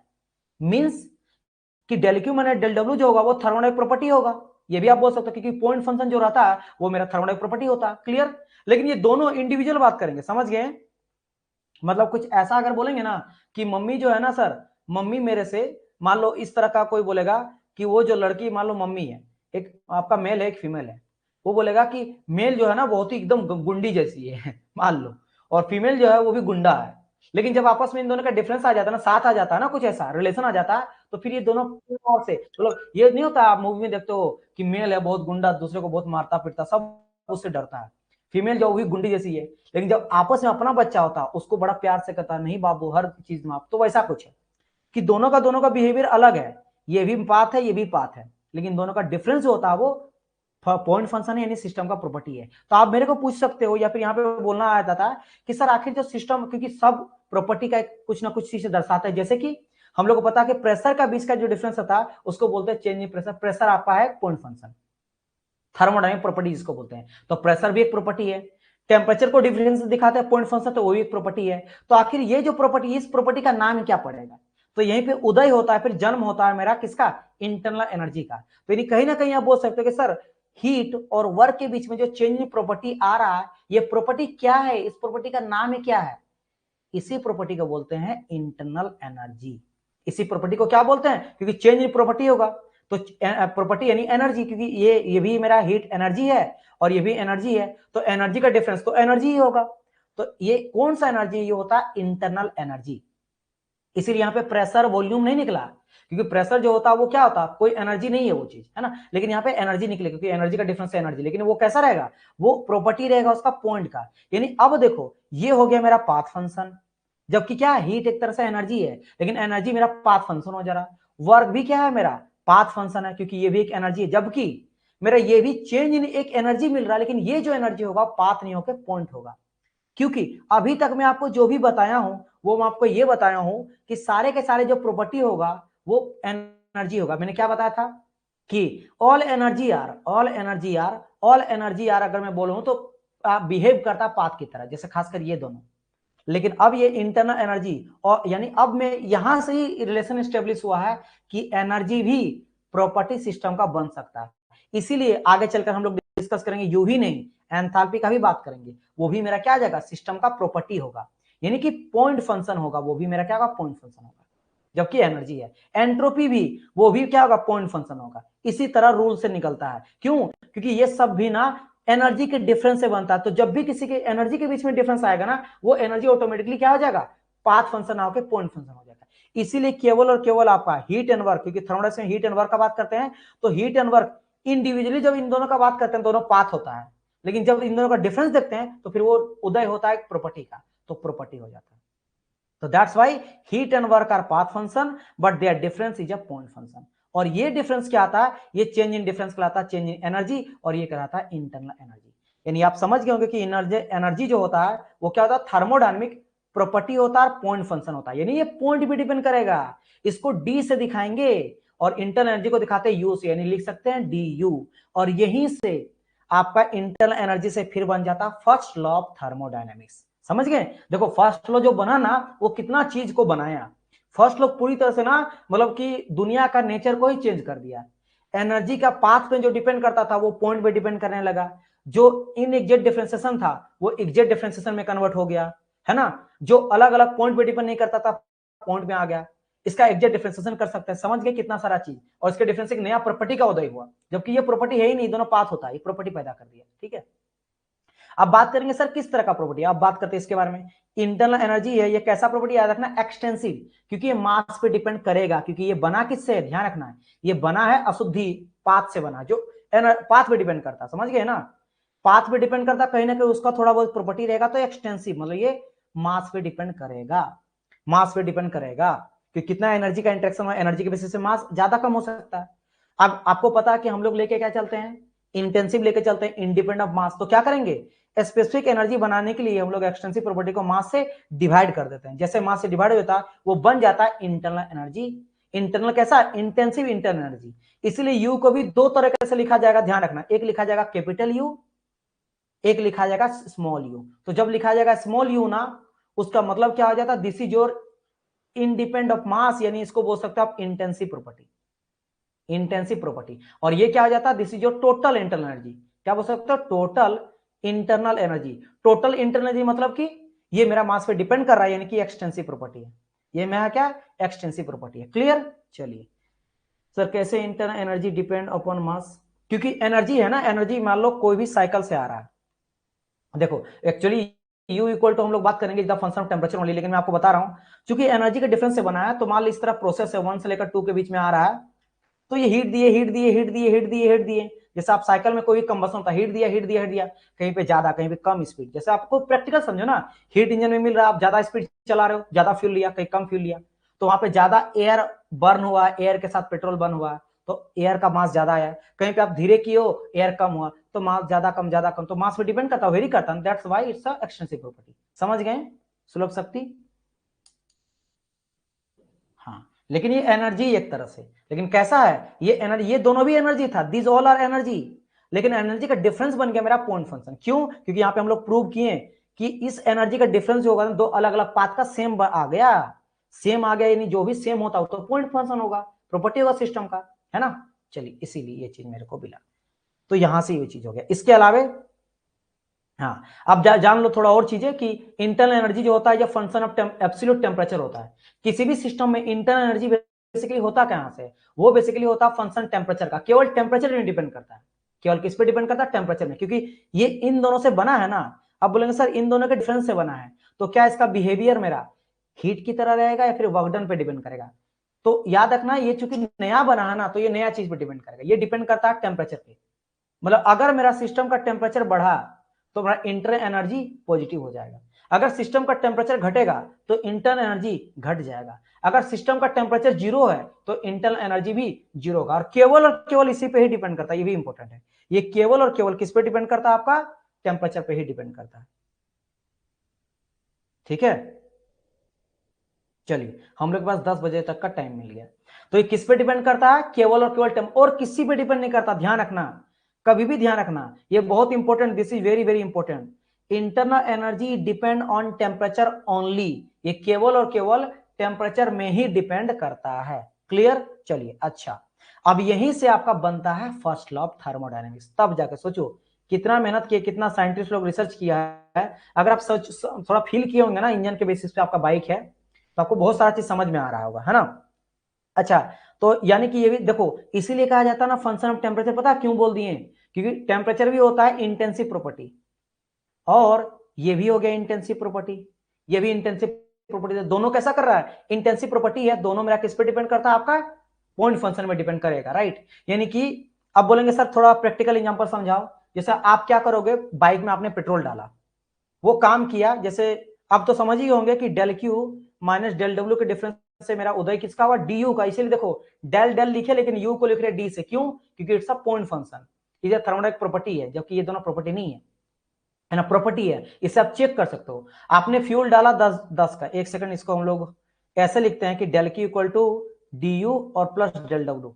आपने हीट दिया कुछ वर्क डन के, लेकिन कुछ इंटरनल एनर्जी, इंटरनल एनर्जी एक तरह से लॉस होता है, क्योंकि आपको चाहिए वर्क डन, है ना, आपको क्या चाहिए, वर्क डन करवाना है, तो आपने 10 दिया, 8 का काम किया, 2 का लॉस हुआ। अब ये कैसे पता चलेगा कि आपके इंजन में कितना इंटरनल एनर्जी लिया, तो जितना गर्म हो आपका इंजन, आप देखते हो ना कि इंजन बहुत गर्म हो रहा है, तो आप क्या बोलते हैं, सर इंजन मेरा खराब हो गया, क्यों, मैं तेल डालता हूं 1 लीटर, इंजन इतना गर्म होता है कि ज्यादा किलोमीटर चल ही नहीं पाता। तो ध्यान रखना, जब भी आपका इंजन बहुत गर्म हो रहा है, इतनी फ्यूल का बर्बादी कर रहा हो, क्योंकि वो हीट जो कंबसन करके हीट ला रहा है, वो हीट से आपका चला नहीं पा रहा बाइक को, इंजन को उल्टा गर्म करा, तो आपको बनाना है। तो ये कैसे पता किए, आप पता किए टेम्परेचर के बेसिस पे कि सर मेरा इंजन गर्म हो रहा है, लेकिन इंजन बढ़ रहा है, उसके बेसिस पे आपको बोले कि इंटरनल एनर्जी भी ज्यादा हो रहा है, इस फंक्शन। ठीक है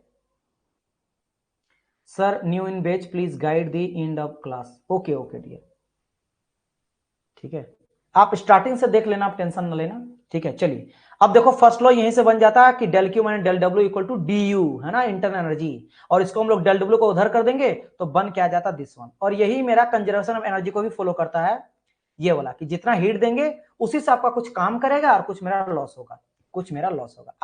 अब बारी आता सर हम लोग साइकिल के लिए क्या लिखेंगे और प्रोसेस के लिए क्या लिखेंगे।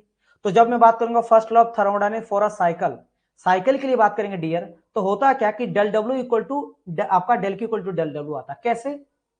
You know that for a cyclic process, जहां से आपने स्टार्ट करा तो वही रिटर्न आ गए, आते हैं कि नहीं, रिटर्न आ जाते हैं। तो तब तो वहां पे आपका डी यू चेंज, क्यों? क्योंकि D you it's my point function, और पॉइंट फंक्शन किस पे डिपेंड करता है? इनिशियल और फाइनल पॉइंट पे, यानी कि u2 माइनस u1 पे। और जब मैं बोल रहा हूँ रिटर्न घूम के आ गए, क्योंकि ये मेरा साइकिल है, साइकिल में जैसा जैसे अगर मैं प्रोसेस लेकर चलूं एक से लेकर दो, एक से लेकर दो तक गए और फिर दो से एक तक आ गए, तो मैंने एक से स्टार्ट करा था P1 से, फिर वहीं आ गए, तो फिर रिटर्न वहीं आ गए ना। तो जब रिटर्न वहीं पे आ जाएंगे तो चेंज तो क्या होगा? जीरो, क्योंकि इंटरनल एनर्जी मान ले मेरा 10 था, और क्योंकि चेंज है ही नहीं, क्योंकि वहीं घूम के आ गए, तो 10 10 यानी जीरो। तो कुल मिला के ये हो जाता है मेरा जीरो फॉर साइकिल के लिए।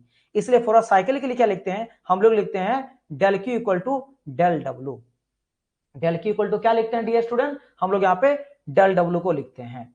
चलो अभी एक दिक्कत हो गया कि मेरा कमेंट देखने वाला जो है डिवाइस वो शट डाउन कर गया है, राइट।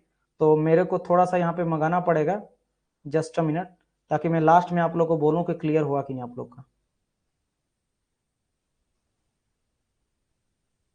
जस्ट मिनट मुझे मंगवाना पड़ेगा। और first law of thermodynamics for a process के लिए अगर बात करेंगे तो वही सेम चीज ये पूरा का पूरा प्रोसेस के लिए लिखेंगे।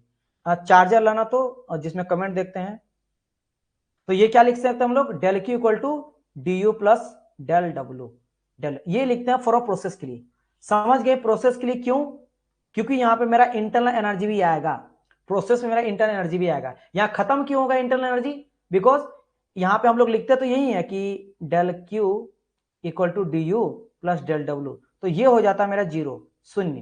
बिकॉज साइक्लिक के लिए वही रिटर्न आ गए तो इनिशियल और फाइनल सेम होता है, तो ये हो गया जीरो मेरा। क्लियर? चलो लास्ट आपका बच गया perpetual motion machine of first kind. Perpetual motion machine of first kind, एक सेकेंड।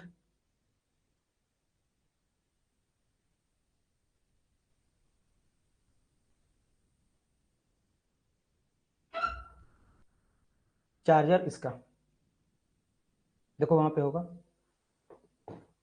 चलो तो अब हम लोग अगर इसके बात करते हैं, ये मेरा आ जाता क्या? Perpetual motion machine of first kind.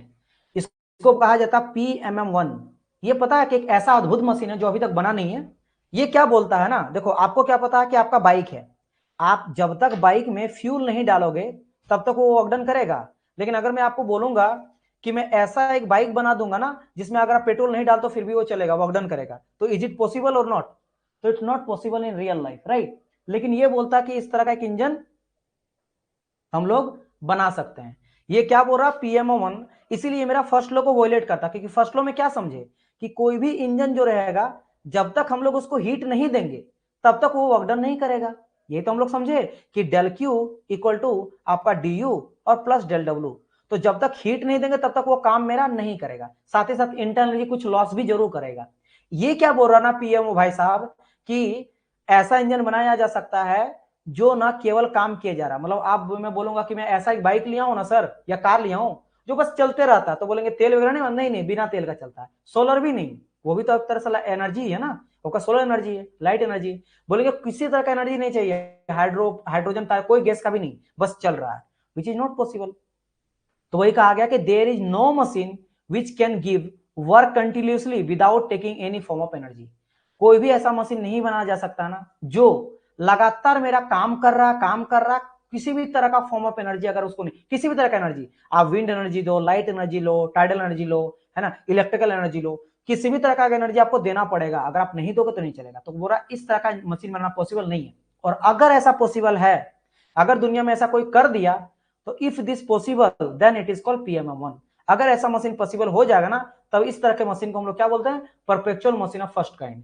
यानी कि ऑब्वियसली बात है, अगर ऐसा मशीन बन गया तब तो मेरा फर्स्ट लॉ को वॉयलेट ही कर देगा।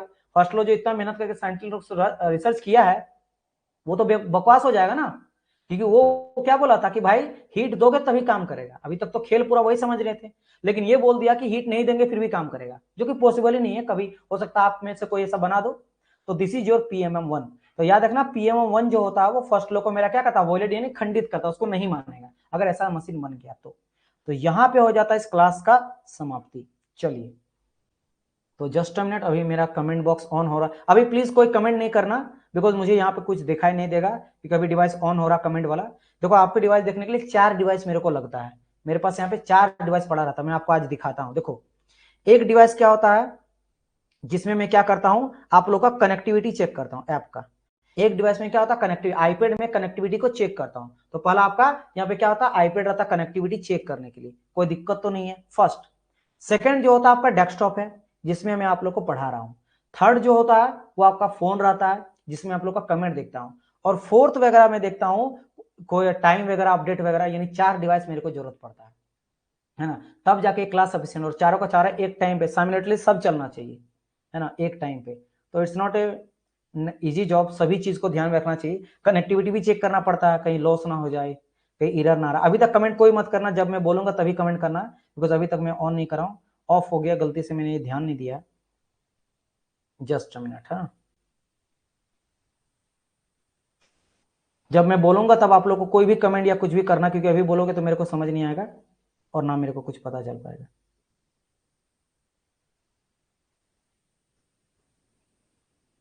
चलिए हाँ, अब आप लोग चेक करके मेरे को बताओ सारे स्टूडेंट। एक सेकंड, ये क्या बता रहा, लाइव जीरो क्यों हो रहा भाई? सारे स्टूडेंट एक सेकंड, ये क्या बता रहा है यहाँ पे? अच्छा ठीक ठीक है, 16 स्टूडेंट लाइव हैं, ओके। अब मेरे को आप लोग कमेंट कर सकते हो, क्योंकि अब मेरे पास कमेंट बॉक्स खुल चुका है फिर से। अब मेरे को बताओ कि क्या आप लोग को सारी चीज क्लियर हो गया, कोई दिक्कत है इस पॉइंट पे? यहाँ तक मेरा कमेंट बॉक्स ऑफ हो गया था, मेरा कमेंट वाला डिवाइस जो बंद पड़ गया था, इस वाले कंडीशन बताने में। यहाँ आपको समझ आ गया है? सर बुक्स नोट्स ईटीसी के बारे में प्लीज गाइड। बुक नोट्स के बारे में सर, नोट्स आप लोग को देखो, आप लोग को फायदा पता है इस कोर्स का, एक एडवांटेज नहीं, 1000 एडवांटेज है। मेरा मैकेनिकल का कोई बुक लेने का कोई जरूरत नहीं है, क्योंकि मैं इस नोट्स को बनाया कम से कम 7-8 बुक को लेके। स्टैंडर्ड जो मैकेनिकल का बुक होता है गेट ईएससी वगैरह के लिए, उन सभी को, और स्टैंडर्ड बुक जो फॉलो किया जाता है उन सबको मिला के बनाया गया। तो मेरे लिए तो आपको कोई भी, है ना, कोई भी नोट्स का जरूरत नहीं, कोई भी बुक का जरूरत नहीं, नोट्स का जरूरत नहीं, मेरा नोट्स पढ़ लो, मोर देन सफिशिएंट। सिंपल सा बात है, सिंपल सा बात है। सर पीएमएम प्रैक्टिकल इंजन नहीं डियर, ये प्रैक्टिकल एग्जाम्पल बिल्कुल नहीं, दिस इज नॉट पॉसिबल। ये हाइपोथेटिकल इंजन है ना, ये रियल इंजन है, this is not a real engine, है ना। This is a ideal, this is an ideal और हाइपोथेटिकल इंजन। ऐसा बनाना नहीं है, है ना। Not possible in real life, not possible in in real life. आप खुद सोचो ना, ये तो आप थोड़ा दिमाग लगा सकते हो कि कोई आप ऐसा इंजन बना सकते हो कि कुछ मांग ही नहीं रहा, चलते जा रहा, बताओ। Yes, this is an ideal cycle.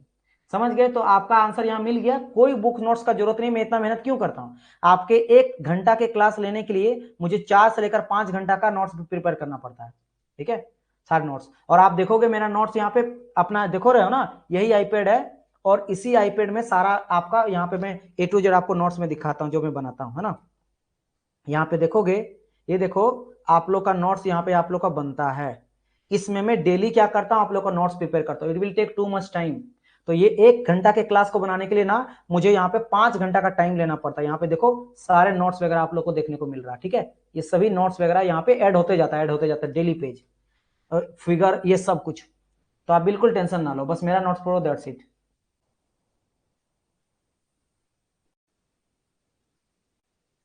चलिए, थैंक यू एवरीवन, क्लियर है।